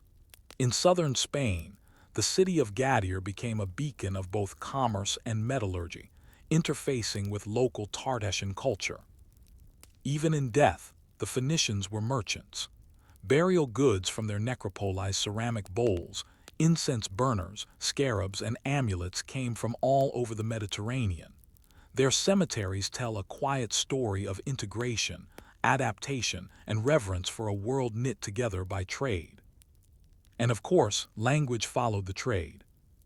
The Phoenician alphabet, efficient, flexible, and easy to teach, spread along with their colonies. In Cyprus, it influenced the local script. In North Africa, it took root and evolved into Punic, the language of Carthage. In Greece, the alphabet was adopted and modified to include vowels, laying the foundation for the writing systems of Europe. This wasn't deliberate linguistic imperialism. The Phoenicians didn't set out to teach the world their script, but in teaching it to their trading partners to write bills of sale, to label amphorae, to send messages across the sea, they unintentionally sowed the seeds of alphabetic literacy across continents. Still, their success came with risk. As Carthage grew, so did its military and political responsibilities. It began to build fleets not just for trade, but for naval dominance. In the 6th century BCE, Carthaginian ships clashed with Greek city-states over control of Sicilian ports. In the 5th century, they fought Etruscan pirates in the Tyrrhenian Sea. Carthage also established land-based alliances with Numidian tribes and controlled farmland along the North African coast, growing grain, olives, and grapes to supply its growing population and fleet. What had begun as a commercial outpost was becoming an empire in all but name. The irony was profound. The Phoenicians had never sought to rule vast territories. Their genius had always been in operating between empires, serving as intermediaries, adapting to power rather than wielding it. But Carthage was forced to change. The needs of scale, the cost of defense, and the logic of expansion pulled it toward a different path. Even in the east, the older Phoenician cities Tyre, Byblos, and Sidon struggled to maintain autonomy. They were caught between Assyria, then Babylonia, and later Persia. Though still vibrant in commerce, they became client states, their merchant kings answering to imperial governors. And yet the Phoenician legacy persisted, not in palaces or military triumphs, but in the less glamorous, more enduring infrastructure of civilization. Alphabetic writing, which made literacy scalable and efficient. Maritime logistics, which connected disparate cultures. Decentralized trade, which created resilient supply chains across political boundaries. Their temples crumbled, Their names faded from maps. Their histories were written mostly by others, Greeks and Romans, often with suspicion or disdain. But the things they built, the scripts, the routes, the habits of global exchange outlived the cities themselves. And so, as Carthage took its place on the world stage, and the Phoenician homeland faded into imperial shadow, the question remained: was their greatest legacy not in what they ruled, but in how they connected others and in the invisible lines of influence that remain long after the ports have gone quiet? It is a spring day in 146 BCE, and the fires of Carthage burn against the North African sky. Roman legions, after a brutal 3-year siege, have breached the city's walls. The houses of merchants, the wharves of shipwrights, and the temples to be a letter 2 bf a L and Tanit are reduced to rubble and ash. The last and greatest of the Phoenician colonies has fallen. The story of the Phoenicians, who once charted unknown coasts and connected far-off civilizations, ends not in obscurity, but in flames and conquest. Carthage's fall marked not only the end of a political rival to Rome, it marked the final transformation of the Phoenician world from independent actor to absorbed legacy. How did a culture that had once thrived through avoidance of empire become entangled in imperial conflict? To understand the end, one must return to the beginning of Carthage's rise. Carthage's expansion in the western Mediterranean, spurred by the collapse or absorption of its eastern cousins, had made it a power in its own right. It created naval alliances, established agricultural estates, and began to levy tribute from client cities. Its colonies in Sardinia, Sicily, and southern Spain became vital not only for trade, but for military resources, especially silver, grain, and manpower. Over time, Carthage came into increasing conflict with another rising power, Rome. The two were not natural enemies. In fact, Carthage and Rome had once been allies against common foes, but their spheres of influence overlapped, especially in Sicily, where Greek, Phoenician, and Roman interests collided. What followed were the Punic Wars, a series of escalating conflicts that lasted over a century, 264–146 BCE. These wars were not simple battles over land. They were contests over hegemony, trade routes, and ultimately, ways of life. The First Punic War, 264–241 BCE, was fought largely at sea. Though Carthage had the stronger fleet, Rome adapted quickly, even inventing the corvus, a boarding device that turned sea battles into land skirmishes, favoring Roman tactics. Carthage lost Sicily, the jewel of its trading empire. The Second Punic War, 218–201 BCE, brought the legendary general Hannibal into Roman history. Marching across the Alps with elephants, Hannibal devastated the Italian countryside for over a decade. Yet despite his brilliance, he was never able to breach Rome itself. Carthage lost again this time, more territory, more power.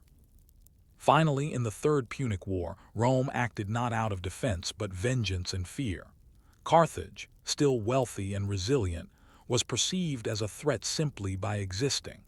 The Roman statesman Cato the Elder famously ended every speech with the words, "Carthago delenda est," Carthage must be destroyed. And so it was. The city's destruction was systematic, temples looted, fields sown with salt, if later sources are to be believed, survivors enslaved. Carthage was razed to the ground, and the territory became the Roman province of Africa.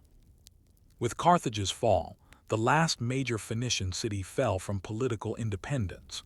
Though other Phoenician-descended settlements continued to exist, and Punic language and culture survived for centuries in rural areas, the era of Phoenician influence as an active force was over. But this is not a story of total erasure, because the Phoenician legacy didn't burn with Carthage. It passed invisibly into the structure of the world that replaced it. Rome itself adopted many Phoenician practices. Shipbuilding techniques, refined by centuries of Phoenician innovation, were absorbed into the Roman navy. Commercial laws and trade networks, first pioneered by Phoenician merchants, became the framework for Roman Mediterranean commerce. The Punic language, though declining, continued to be spoken in parts of North Africa well into late antiquity. And most crucially, the alphabet, once scribed on shipping ledgers in Tyre or chiseled into stones at Gadir, became the very medium of Roman and later European literacy. Beyond Rome, Phoenician influence lingered in subtle ways. In North Africa, the fusion of Punic, Berber, and Roman cultures laid the foundation for later civilizations. In Spain, the former Phoenician colony of Gadir became a Roman city, and later a medieval trading hub. In Lebanon, the ancient port cities of Byblos, Tyre, and Sidon would live on renamed, rebuilt, and repopulated across centuries. And still, the archaeological record speaks. Excavations of Phoenician shipwrecks off the coast of Israel and Malta reveal amphorae full of wine and olive oil, cargoes of ceramics and glassware, and even tools marked with personal seals. These artifacts are not treasures of war or empire. They are the tools of daily commerce, evidence of a people who moved goods and ideas across waters that others feared to cross. So why, then, were the Phoenicians so long relegated to the footnotes of ancient history? Part of the answer lies in their own habits. The Phoenicians left few monumental inscriptions. Their archives were ephemeral, written on parchment or papyrus. Their cities were sacked repeatedly, and their history was often told by their enemies, the Greeks and Romans, who viewed them with suspicion and at times contempt. To the Greeks, they were clever, secretive traders. To the Romans, cunning rivals. Neither portrayed them in glowing terms. But in recent decades, modern scholarship has begun to see the Phoenicians not through the lens of empire, but through the networked vision of maritime culture. They were not less important because they lacked monuments. They were foundational because they created the first enduring system of maritime globalization. Their tools, alphabet, ship, and scale, became the infrastructure of the ancient world. And so, when you look at the letters on this page, remember that they descend, in shape and function, from the Phoenician script. When you think of a world joined by ports and exchange, consider that the Phoenicians charted that course millennia ago. When you trace the spread of ideas, languages, and commerce not by sword, but by sail, you walk in Phoenician footprints. They were never the loudest civilization, but in the background hum of history and the creak of hulls, the ink of trade contracts, the whisper of scrolls, their voice persists. Which leads us to wonder, what other cultures, quiet in their time, have shaped the world more deeply than the empires that overshadowed them? Story 5. The incense root, frankincense, camels, and desert temples. The morning sun rises slowly over the barren highlands of southern Arabia. The rocks glow gold. The wind carries the sharp scent of dried resin. A caravan begins its journey, camels, dozens of them, swaying rhythmically as they descend into the sand-choked valleys. Each animal carries a load not of weapons or coin, but of something far more delicate, far more valuable: frankincense. To the ancient world, frankincense was not simply a luxury. It was ritual, medicine, wealth, and mystery, all wrapped in one pale, brittle gum. Its smoke curled upward from temples in Egypt, shrines in Babylon, and funeral pyres in Rome. It was burned in honor of gods, rubbed into wounds, and blended into perfumes and balms. And its source lay far from the marble courts and written scrolls of imperial capitals, deep in the dry wadis and scrub forests of what is now Oman, Yemen, and the Horn of Africa. This was the beginning of the incense route, a vast, slow-moving, and largely forgotten network of trade paths that connected the southern Arabian peninsula to the empires of the Mediterranean and beyond. It was one of the ancient world's most lucrative commercial systems, and yet its history is one of sand, silence, and survival, rather than banners and battles. The trade began modestly. Frankincense trees, Boswellia sacra, grow in harsh, dry climates. They cling to rocky slopes and hillsides, their roots finding purchase in cracks that seemed to defy water. Harvesting their resin was an intimate, seasonal task, cutting the bark with a small tool, waiting for the sap to harden, and collecting the hardened tears weeks later. For generations, this was a local industry, used in regional ceremonies and medicines. But as early as 2000 BCE, demand from Egypt and Mesopotamia began to grow. Pharaohs described the use of incense in temple rituals and embalmment. Babylonian priests offered it to gods whose names are now forgotten. The scent of burning resin became a symbol of cosmic order, purity, and divine presence. As demand increased, so did production, and more importantly, so did distribution. The people of southern Arabia, including the Sabaeans, Katabanians, Hadramautians, and Manians, began organizing long-distance overland caravans to transport incense northward. These weren't empires in the conventional sense. They were a mix of tribal confederations and city-states, united not by armies, but by a shared investment in the trade. Their cities Shabwa, Timna, Marib, and Ubar became desert entrepôts, thriving not because of rivers or farmlands, but because they controlled the flow of incense. Storage vaults, market squares, and camel enclosures dominated their architecture. Temples rose, not in the lush Nile or Euphrates valleys, but in arid rock basins, where water was scarce but trade was rich. The infrastructure of this network was built not with stone, but with trust and timing. Caravans had to move slowly, packing with the camel's endurance. A typical caravan might travel 20 to 25 kilometers a day, carrying hundreds of kilograms of resin, along with myrrh, bitumen, aloe, and rare woods. Some goods came from Africa, crossing the Red Sea at strategic ports like Aden or Zafar, while others were harvested locally and consolidated into large shipments. Camels were the secret to the system's success. The dromedary camel, native to Arabia, could survive days without water, carry heavy loads, and traverse sand dunes, basalt plains, and mountain passes alike. They were more than beasts of burden, they were mobile capital, investments in motion. Merchants counted their wealth in camels as much as in coin. Yet despite the romance often associated with caravan life, the journey was dangerous. Bandits, droughts, sandstorms, and tribal feuds could destroy a caravan. As a result, merchants formed alliances, paid tolls to local chieftains, and hired guards and scouts. Oases became neutral zones, where deals could be struck and water replenished. The route moved northward, through Najran, Mecca, and Yathrib, later Medina, before crossing into Nabatean territory, a vital link in the incense chain. The Nabateans, based in the rock-cut city of Petra, were masters of the middle route. By the 4th century BCE, they controlled much of the overland passage between Arabia and the Levant. They built cisterns, way stations, and toll posts, ensuring both the protection and taxation of incense caravans. Their wealth was legendary. Roman historians marveled at Petra's grandeur and the Nabateans' ability to prosper in a land without rivers. Their language was Aramaic, their culture a blend of Arabian, Hellenistic, and local traditions. They left behind elaborate tombs, temples, and inscriptions, many of which bear witness to the centrality of incense in their economy. And still the caravans moved. From Petra, incense was routed toward Gaza, Jerusalem, and Damascus, and then shipped to Rome, Athens, or Alexandria.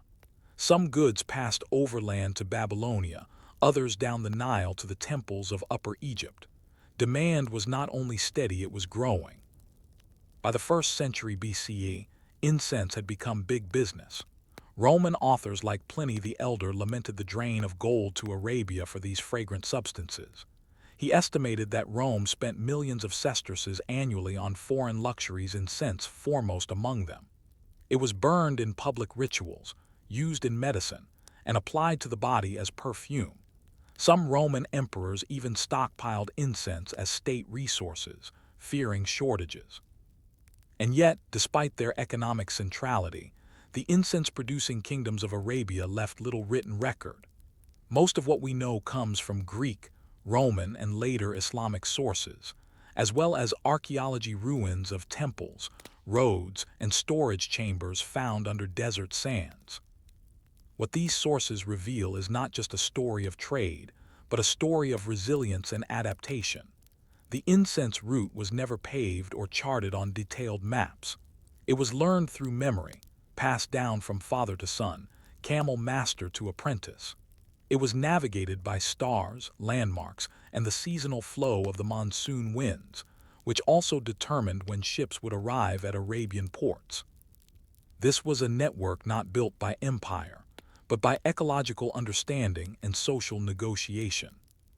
And so, as a caravan crests a ridge at dusk, the scent of frankincense curling up from a trial fire, one might ask, how did such a delicate substance come to shape the economies and spiritual lives of empire so far from its source?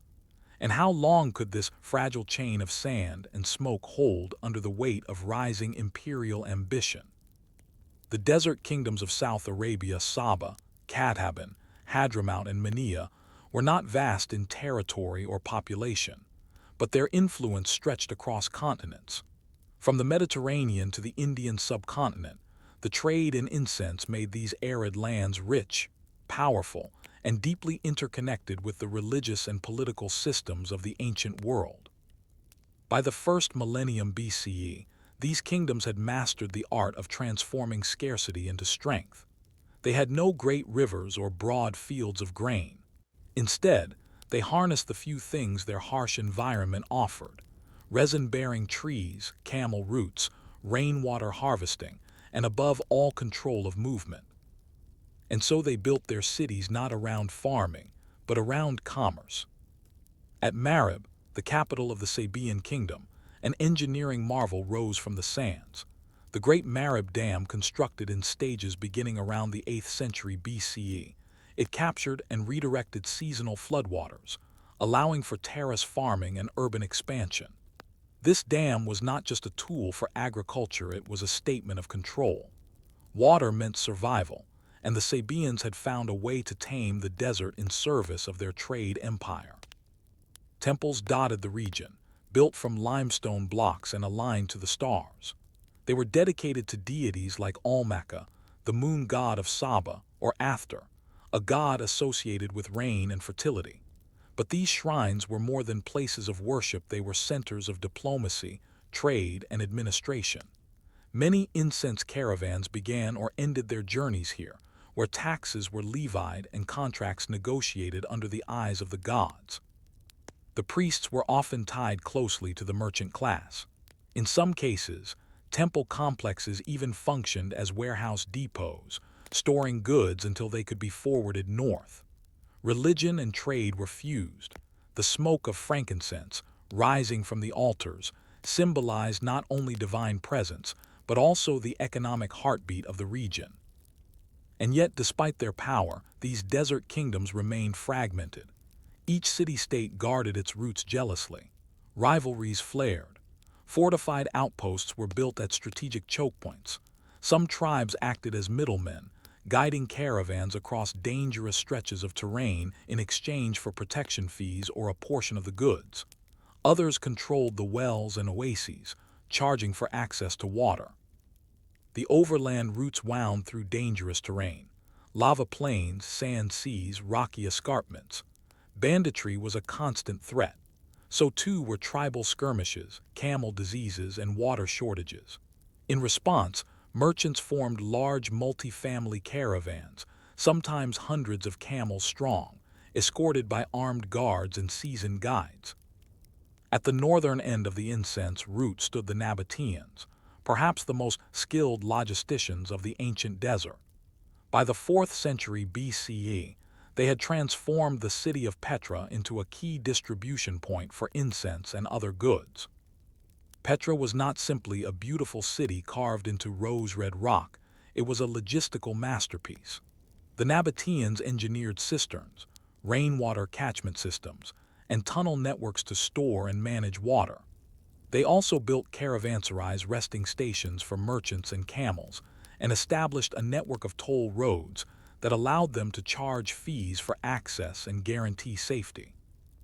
The wealth this brought was staggering. Nabatean tombs and temples display Greek, Egyptian, and Mesopotamian influences, an architectural echo of the diverse people who passed through Petra's gates. But the Nabateans, like their southern cousins, had no grand army. They relied on neutrality, trade diplomacy, and adaptive politics to maintain their position. They acted as brokers between Arabian merchants and Roman buyers, often marking up incense prices significantly while managing the risks of long-distance trade. The Romans, for their part, were fascinated and frustrated by the incense trade. By the 1st century BCE, Rome had grown deeply dependent on imported luxuries, spices, silk, precious stones, and especially incense. Frankincense and myrrh were burned in temples, homes, and funeral rites.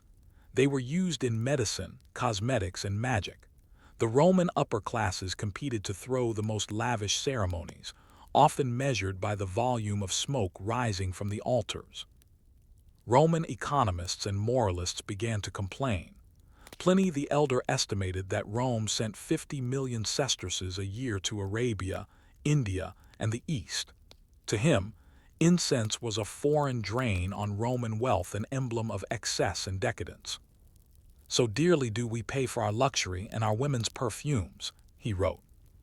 The Roman response was predictable: control the source. Roman emperors, particularly Augustus, Trajan, and Septimius Severus, launched expeditions into Arabia with the aim of securing the incense trade. In 25 BCE, the Roman governor Aelius Gallus attempted to conquer the incense-producing regions of southern Arabia. His campaign was a logistical disaster. Poor planning, disease, and harsh terrain wrecked the army before it could reach the heart of the trade. Rome learned a lesson. Incense could not be conquered by force alone. The desert was not kind to foreign soldiers. Instead, Rome began to integrate the route more gently, establishing tax posts in Egypt, naval patrols along the Red Sea, and alliances with Nabatean leaders. Egyptian ports like Myos Hormos and Berenik grew into key hubs where incense arriving by land was repackaged and sent to Rome. Some of the incense began to arrive by sea as well. Maritime routes developed from southern Arabia and East Africa, taking advantage of the monsoon winds to sail across the Arabian Sea to India and back.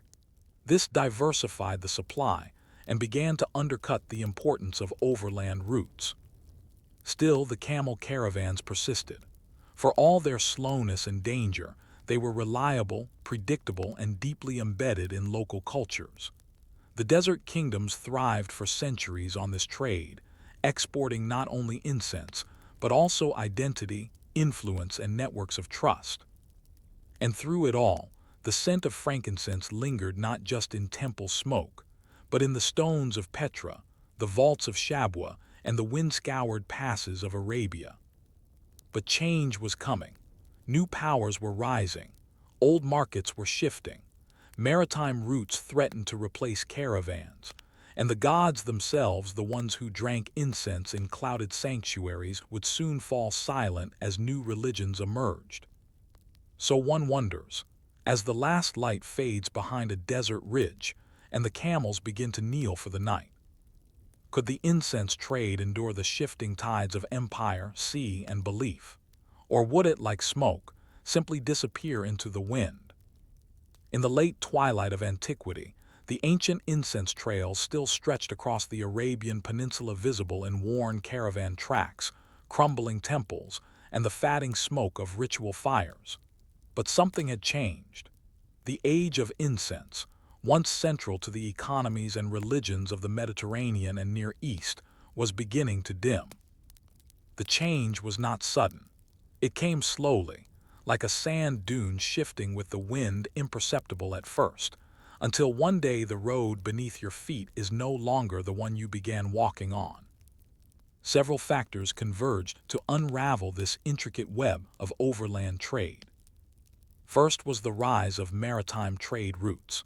As Roman and later Byzantine knowledge of Indian Ocean navigation improved, merchants began favoring sea lanes that bypassed much of Arabia altogether. Instead of moving goods northward through the Arabian interior, ships could now sail from India or East Africa to Egyptian ports, especially Berenik and Myos Hormuz, using the predictable monsoon winds.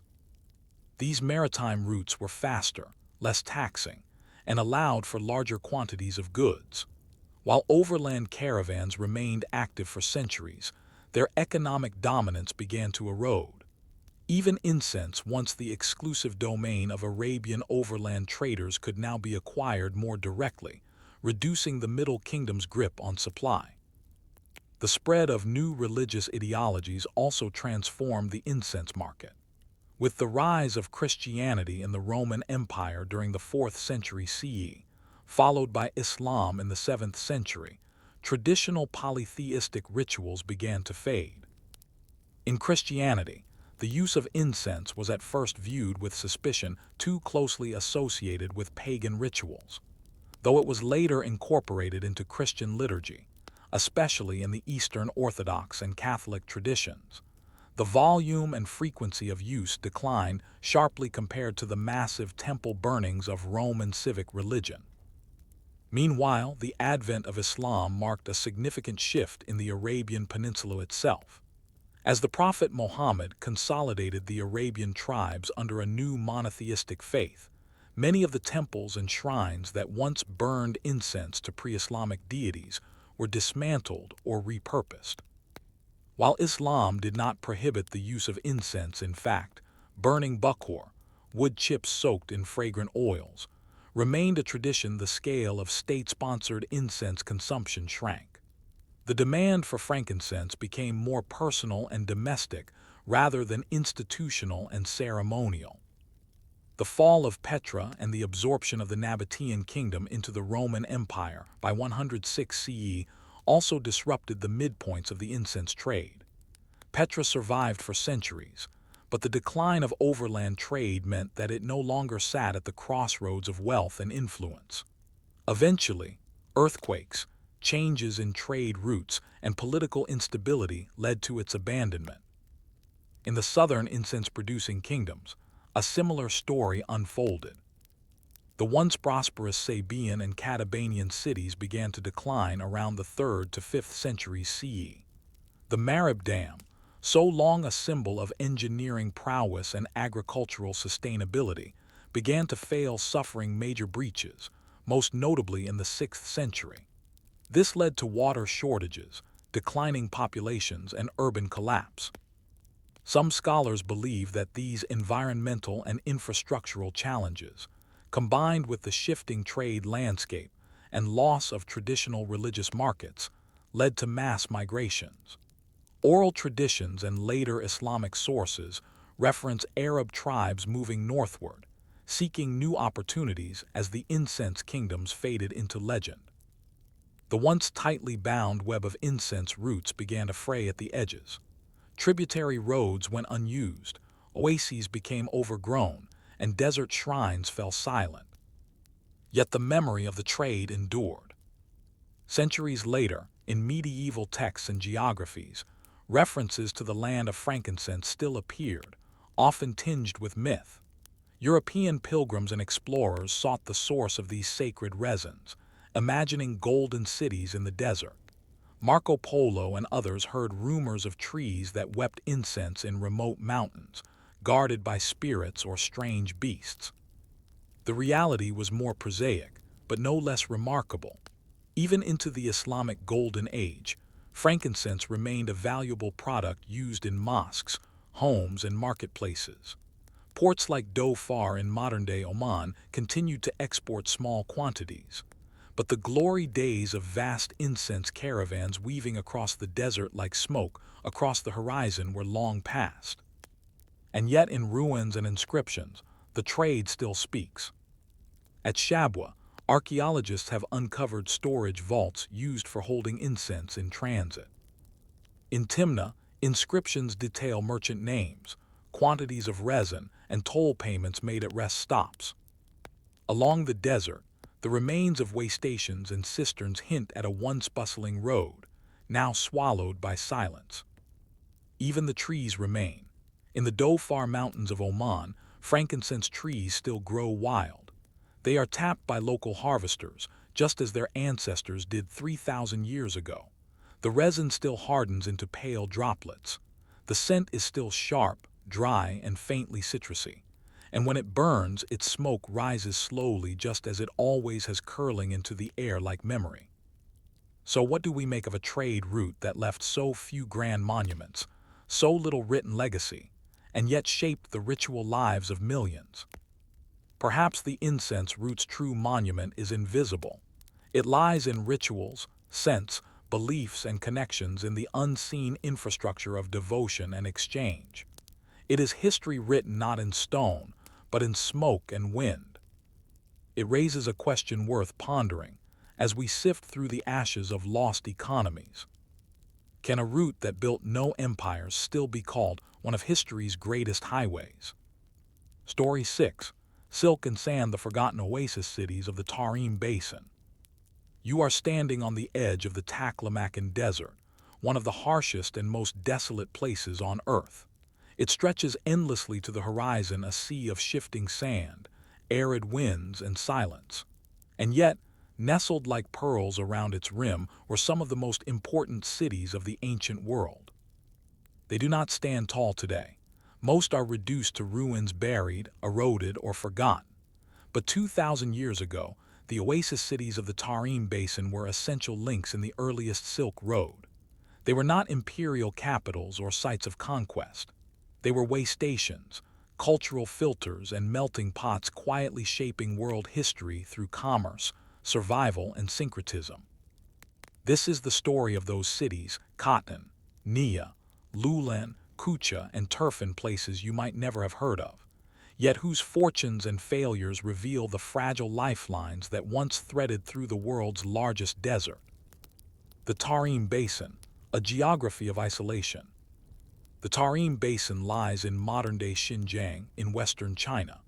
It is bordered by towering mountain ranges, the Tian Shan to the north, the Kunlun to the south, and the Pamir and Himalayas to the west.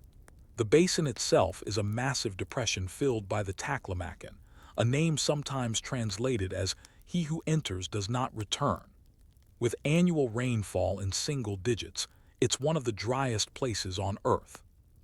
And yet, around its periphery, where glacial meltwater trickles down from the surrounding mountains, small ribbons of life form, oases.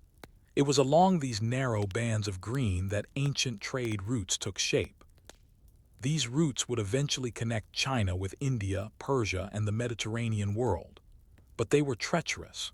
Merchants, pilgrims, and envoys didn't cross the desert itself.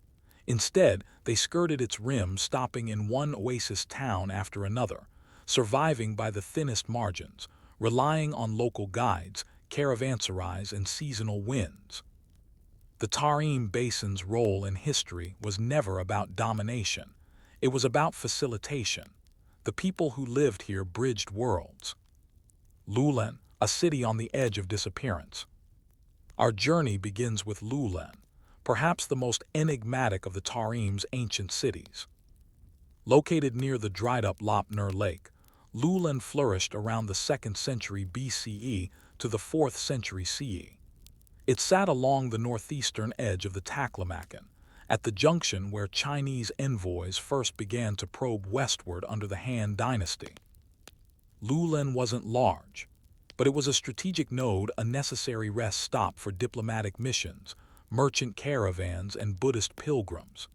Ancient records from Han China describe the sandy windstorms, the scarcity of water, and the constant threat of raids from nomadic tribes. But Lulan adapted. It built canals. It managed floodwaters. It housed travelers from far and wide. Its ruins have yielded Roman glassware, Persian textiles, and Chinese silk. It was a city of exchange, not conquest. Then mysteriously it vanished. By the 5th century CE, Lulan was abandoned. The canals dried up. The winds buried the streets. The reasons are debated: climate change, shifting river paths, political instability, perhaps all three. What remains today is haunting. wooden sandals, scraps of documents written in Tocharian and Chinese, and the mummified remains of ancient residents preserved by the dry air, their faces frozen in peaceful expression. These are the silent citizens of Lulan, witnesses to the slow withdrawal of water, power, and relevance. Cotton, silk, jade, and Buddhist scholars. Further south lies Cotton, or Hotan, one of the most prosperous and enduring of the Tarim cities. Cotton benefited from its location on a broad, fertile oasis fed by two rivers, the Karakash and the Urinkash. Here, the desert's desolation gave way to fields, orchards, and craft workshops. Cotton was famous for three things: jade, prized by the Chinese for centuries; silk, produced locally, even before Chinese sericulture spread; Buddhism, which arrived here early and flourished for centuries. By the 1st century CE, Cotton had become a major center of Buddhist learning, with large monasteries and a robust translation industry. Pilgrims and monks from India, such as the legendary Faxian, passed through Cotton en route to and from China. The people of Cotton spoke an Eastern Iranian language, wrote in Kharosthi, and worshipped in Buddhist temples adorned with Indian-inspired iconography. But they also traded Chinese silk, Central Asian horses, and Mediterranean beads. Their world was one of constant cultural cross-pollination. Unlike Lulan, Cotton endured for centuries. It was eventually absorbed into the Tibetan Empire, then the Tang dynasty, and later fell under Islamic influence. Today, the city of Hotan still stands, transformed, of course, but still bearing echoes of its ancient crossroads identity. Nia and the fragility of oasis life. West of Lulan lay Nia, now a ruin, but once a flourishing town during the first few centuries CE. It is especially important because of what archaeologists found there. In the early 20th century, British explorer Oral Stein unearthed hundreds of wooden tablets at Nia, official documents, land grants, tax records, letters. These records reveal a society that was highly organized, with property rights, inheritance laws, and multi-ethnic communities. Nia's people were Indo-Europeans, likely speaking Tocharian B, and lived in mud-brick homes with courtyards and wells. They cultivated barley, raised sheep, and served passing caravans. But Nia, like many of its neighbors, ultimately fell victim to changing river systems and desertification. When the river feeding the oasis shifted course, the town could not survive. Its population dwindled, and the desert swallowed its fields. Today, its ruins lie beneath sand dunes, visited only by archaeologists and the occasional windstorm. It stands as a testament to the ecological fragility of even the most sophisticated desert communities. The role of the local. Across all these cities, one theme emerges again and again: the central role of the local in global trade. These were not outposts in a colonial sense. They were active agents with their own cultures, economies, and identities. They brokered peace between empires. They supplied food, water, and shelter. They created art, practiced religion, and adapted to environmental challenges. Without them, there could be no Silk Road, no transcontinental trade, no diffusion of Buddhism, no movement of ideas. They remind us that history is not just written by empires and conquerors. Sometimes, it is quietly curated by farmers, monks, scribes, and traders who live on the edges of maps. And yet, one cannot help but wonder. What did it feel like to live in a town whose survival depended on a single river, a single caravan, a single spring? What happens to a city when the road moves and the river doesn't follow? Step deeper into the shadows of the Silk Road, and the Tarim Basin begins to reveal its strangest and most fascinating secret. This arid crescent of oasis cities, hemmed in by deserts and mountains, became one of the most linguistically and religiously diverse regions of the ancient world. While empires rose and fell around them, from the Han and Kushan to the Tibetans and Umayyads, the oasis cities of the Tarim persisted, quietly evolving in place, serving as incubators of syncretism. Here, Buddhism took root beside Zoroastrianism and local animist traditions. Here, Sanskrit prayers were translated into forgotten Indo-European dialects. Here, monks, merchants, and local rulers negotiated the threads of identity and influence as carefully as any caravan route. This was no monolithic corridor. It was a patchwork, a tapestry of tongues and traditions, shaped by both the flow of commerce and the resilience of the local. A chorus of lost languages. In the modern imagination, the Silk Road is often portrayed as a Chinese creation, but that's an anachronism. In the first centuries of its existence, the region now called Xinjiang was not Chinese in culture, language, or administration. Instead, it was home to Tocharian, Sogdian, Gandhari, and Kharosthi script, users people who left behind documents, religious texts, and business records in languages long since dead. Perhaps the most enigmatic of these were the Tocharians, an Indo-European people whose language, astonishingly, is closer to Celtic and Latin than to Persian or Hindi. They inhabited cities like Kucha and Turfan, where they wrote Buddhist scriptures in a language that, for centuries, defied classification. The discovery of Tocharian A and B texts alongside Chinese, Sanskrit, and Tibetan inscriptions has stunned linguists and historians alike. It's a reminder that ancient Eurasia was far more interconnected and multilingual than often imagined. In Kucha, murals from Buddhist cave temples like those at Kizil show monks and donors with European facial features, wearing Central Asian robes, surrounded by Indian-style halos and Chinese calligraphy. This was a world where no single culture reigned. Instead, what held these cities together was not ethnicity or empire, but function, their role as waypoints on the Silken Faith Highway. Buddhism in the desert. Among the most powerful forces to shape the Tarim cities was Buddhism.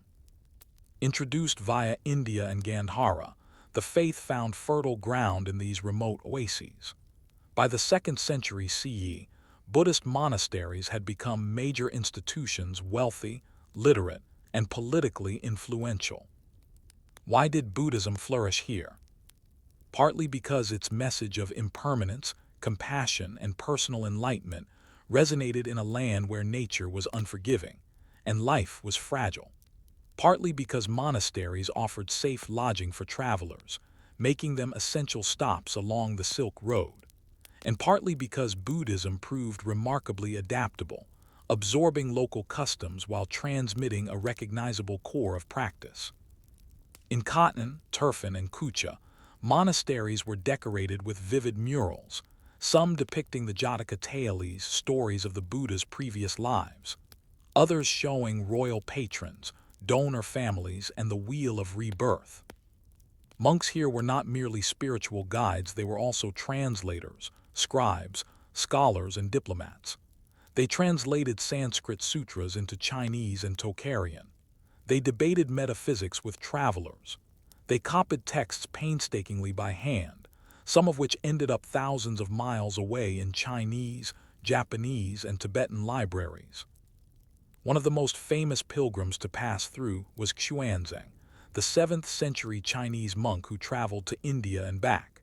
His memoirs describe the monasteries of Kucha as vibrant centers of learning, with hundreds of monks and well-stocked scriptoria. In his account, the city's ruler even delayed him with questions about Buddhist doctrine. Buddhism in the Tarim was not uniform. Some cities followed the Theravada school, others Mahayana, still others absorbed esoteric practices. But the key was always the transmission of knowledge, the building of bridges across cultures through a shared spiritual vocabulary. The silk itself, a medium of memory. Although silk is often thought of as a Chinese product, by the early centuries CE, it was being woven in multiple regions along the route. Cotton, in particular, developed its own silk industry, possibly from smuggled silkworms, possibly through local innovation. Silk was not just a luxury good. It was also a medium of writing, currency, tribute, and religious offering. Buddhist monks used silk scrolls for sacred texts. Rulers gifted bolts of silk to form alliances. Inscriptions have been found on silk remnants, sometimes indicating the origin city, merchant name, and intended recipient. Silk was also durable, far more resistant to desert air than papyrus or parchment. That's one reason why so many early manuscripts survived in the Tarim. Buried in the sands or sealed in caves, they escaped the ravages of humidity and war.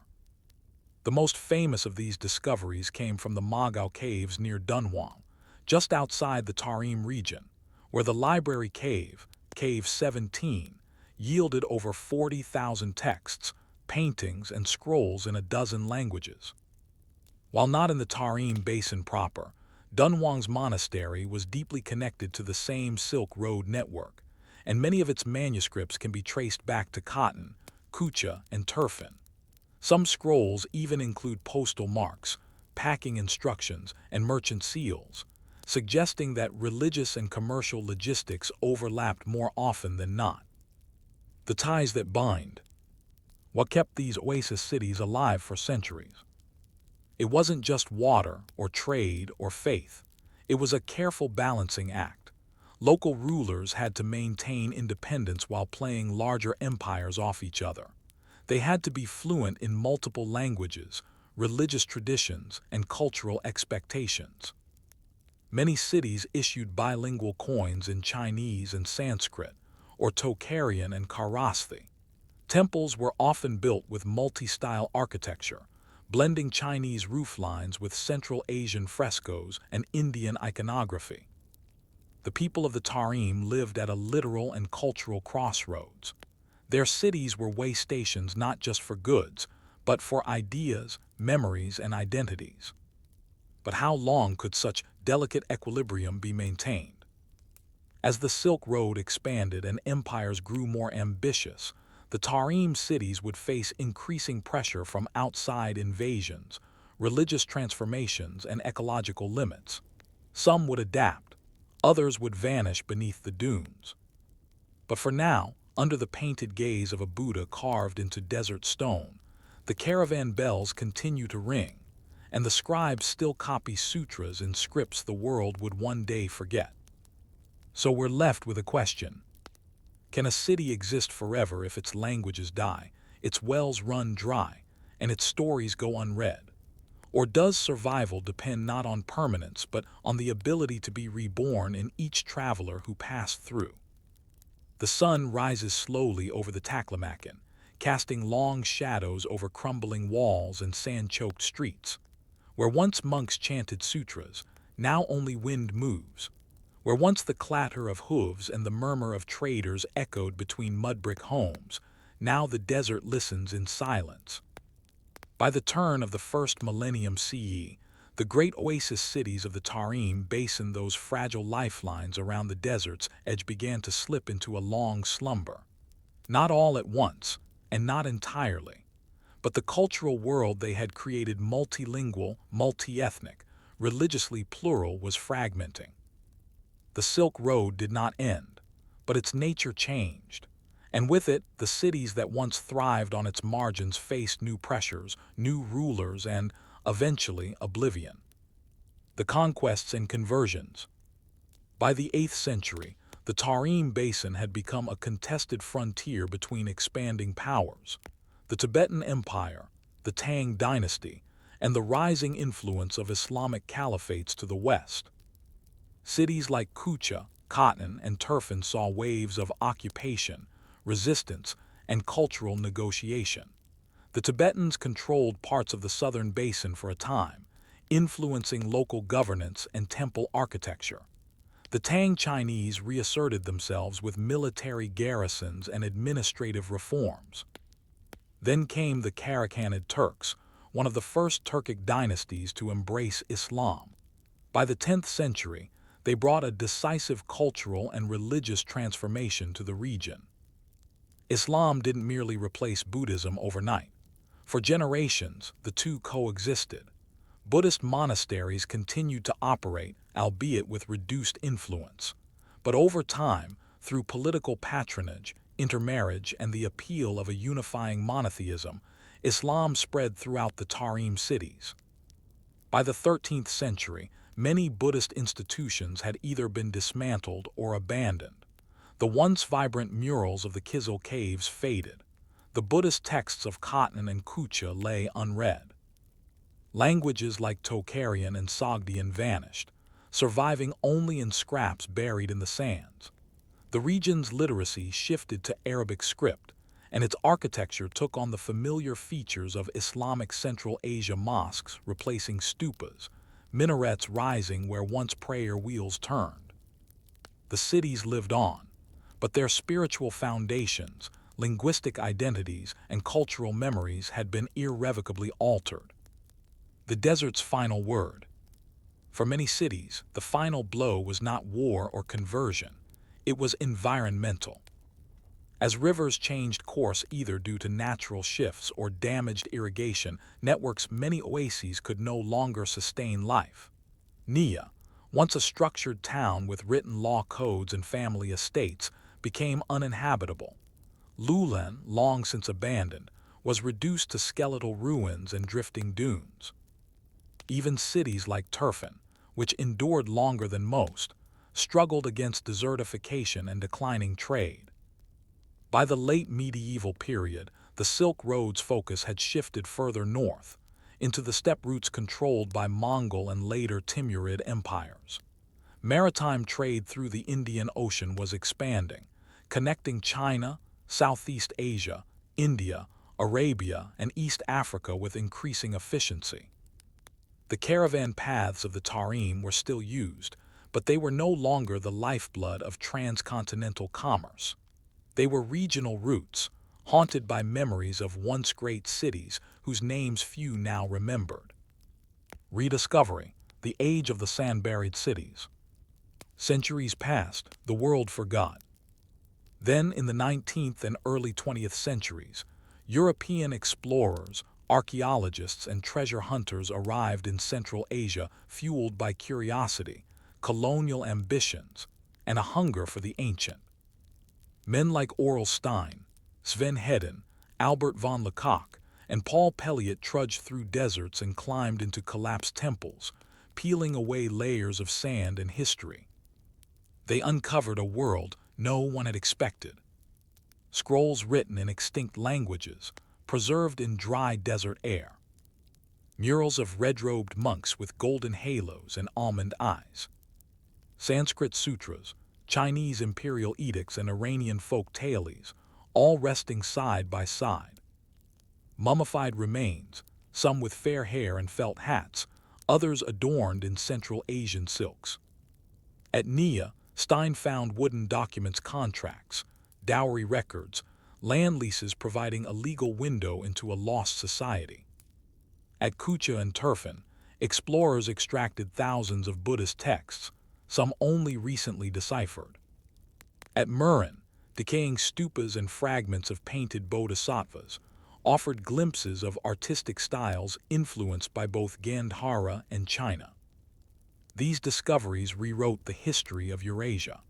They revealed that what we call the Silk Road was not just a path between empires, it was a civilizational web, with the Tarim cities as its nervous system.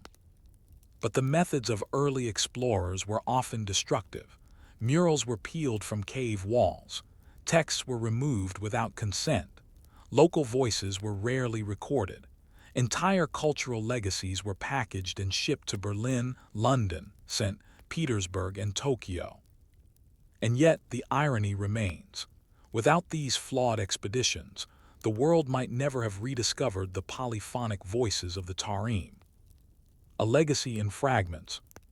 Today, much of the ancient Tarim world lies in pieces. Scrolls in museum archives.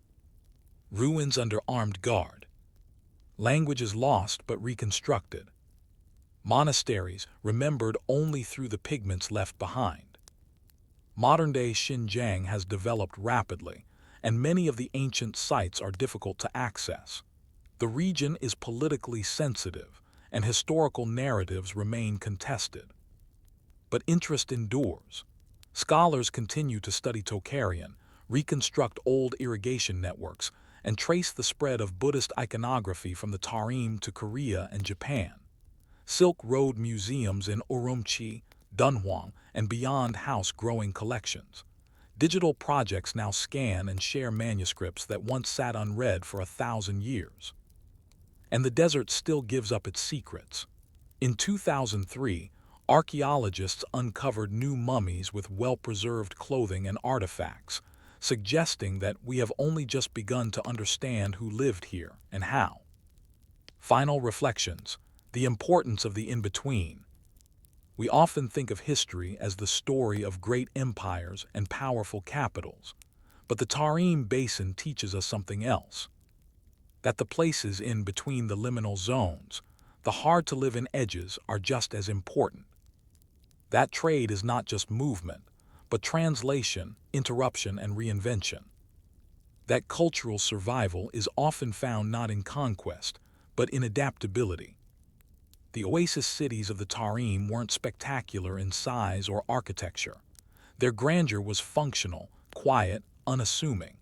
They built no pyramids or colosseums, but without them, the flow of goods, ideas, and religions across Eurasia would have fractured.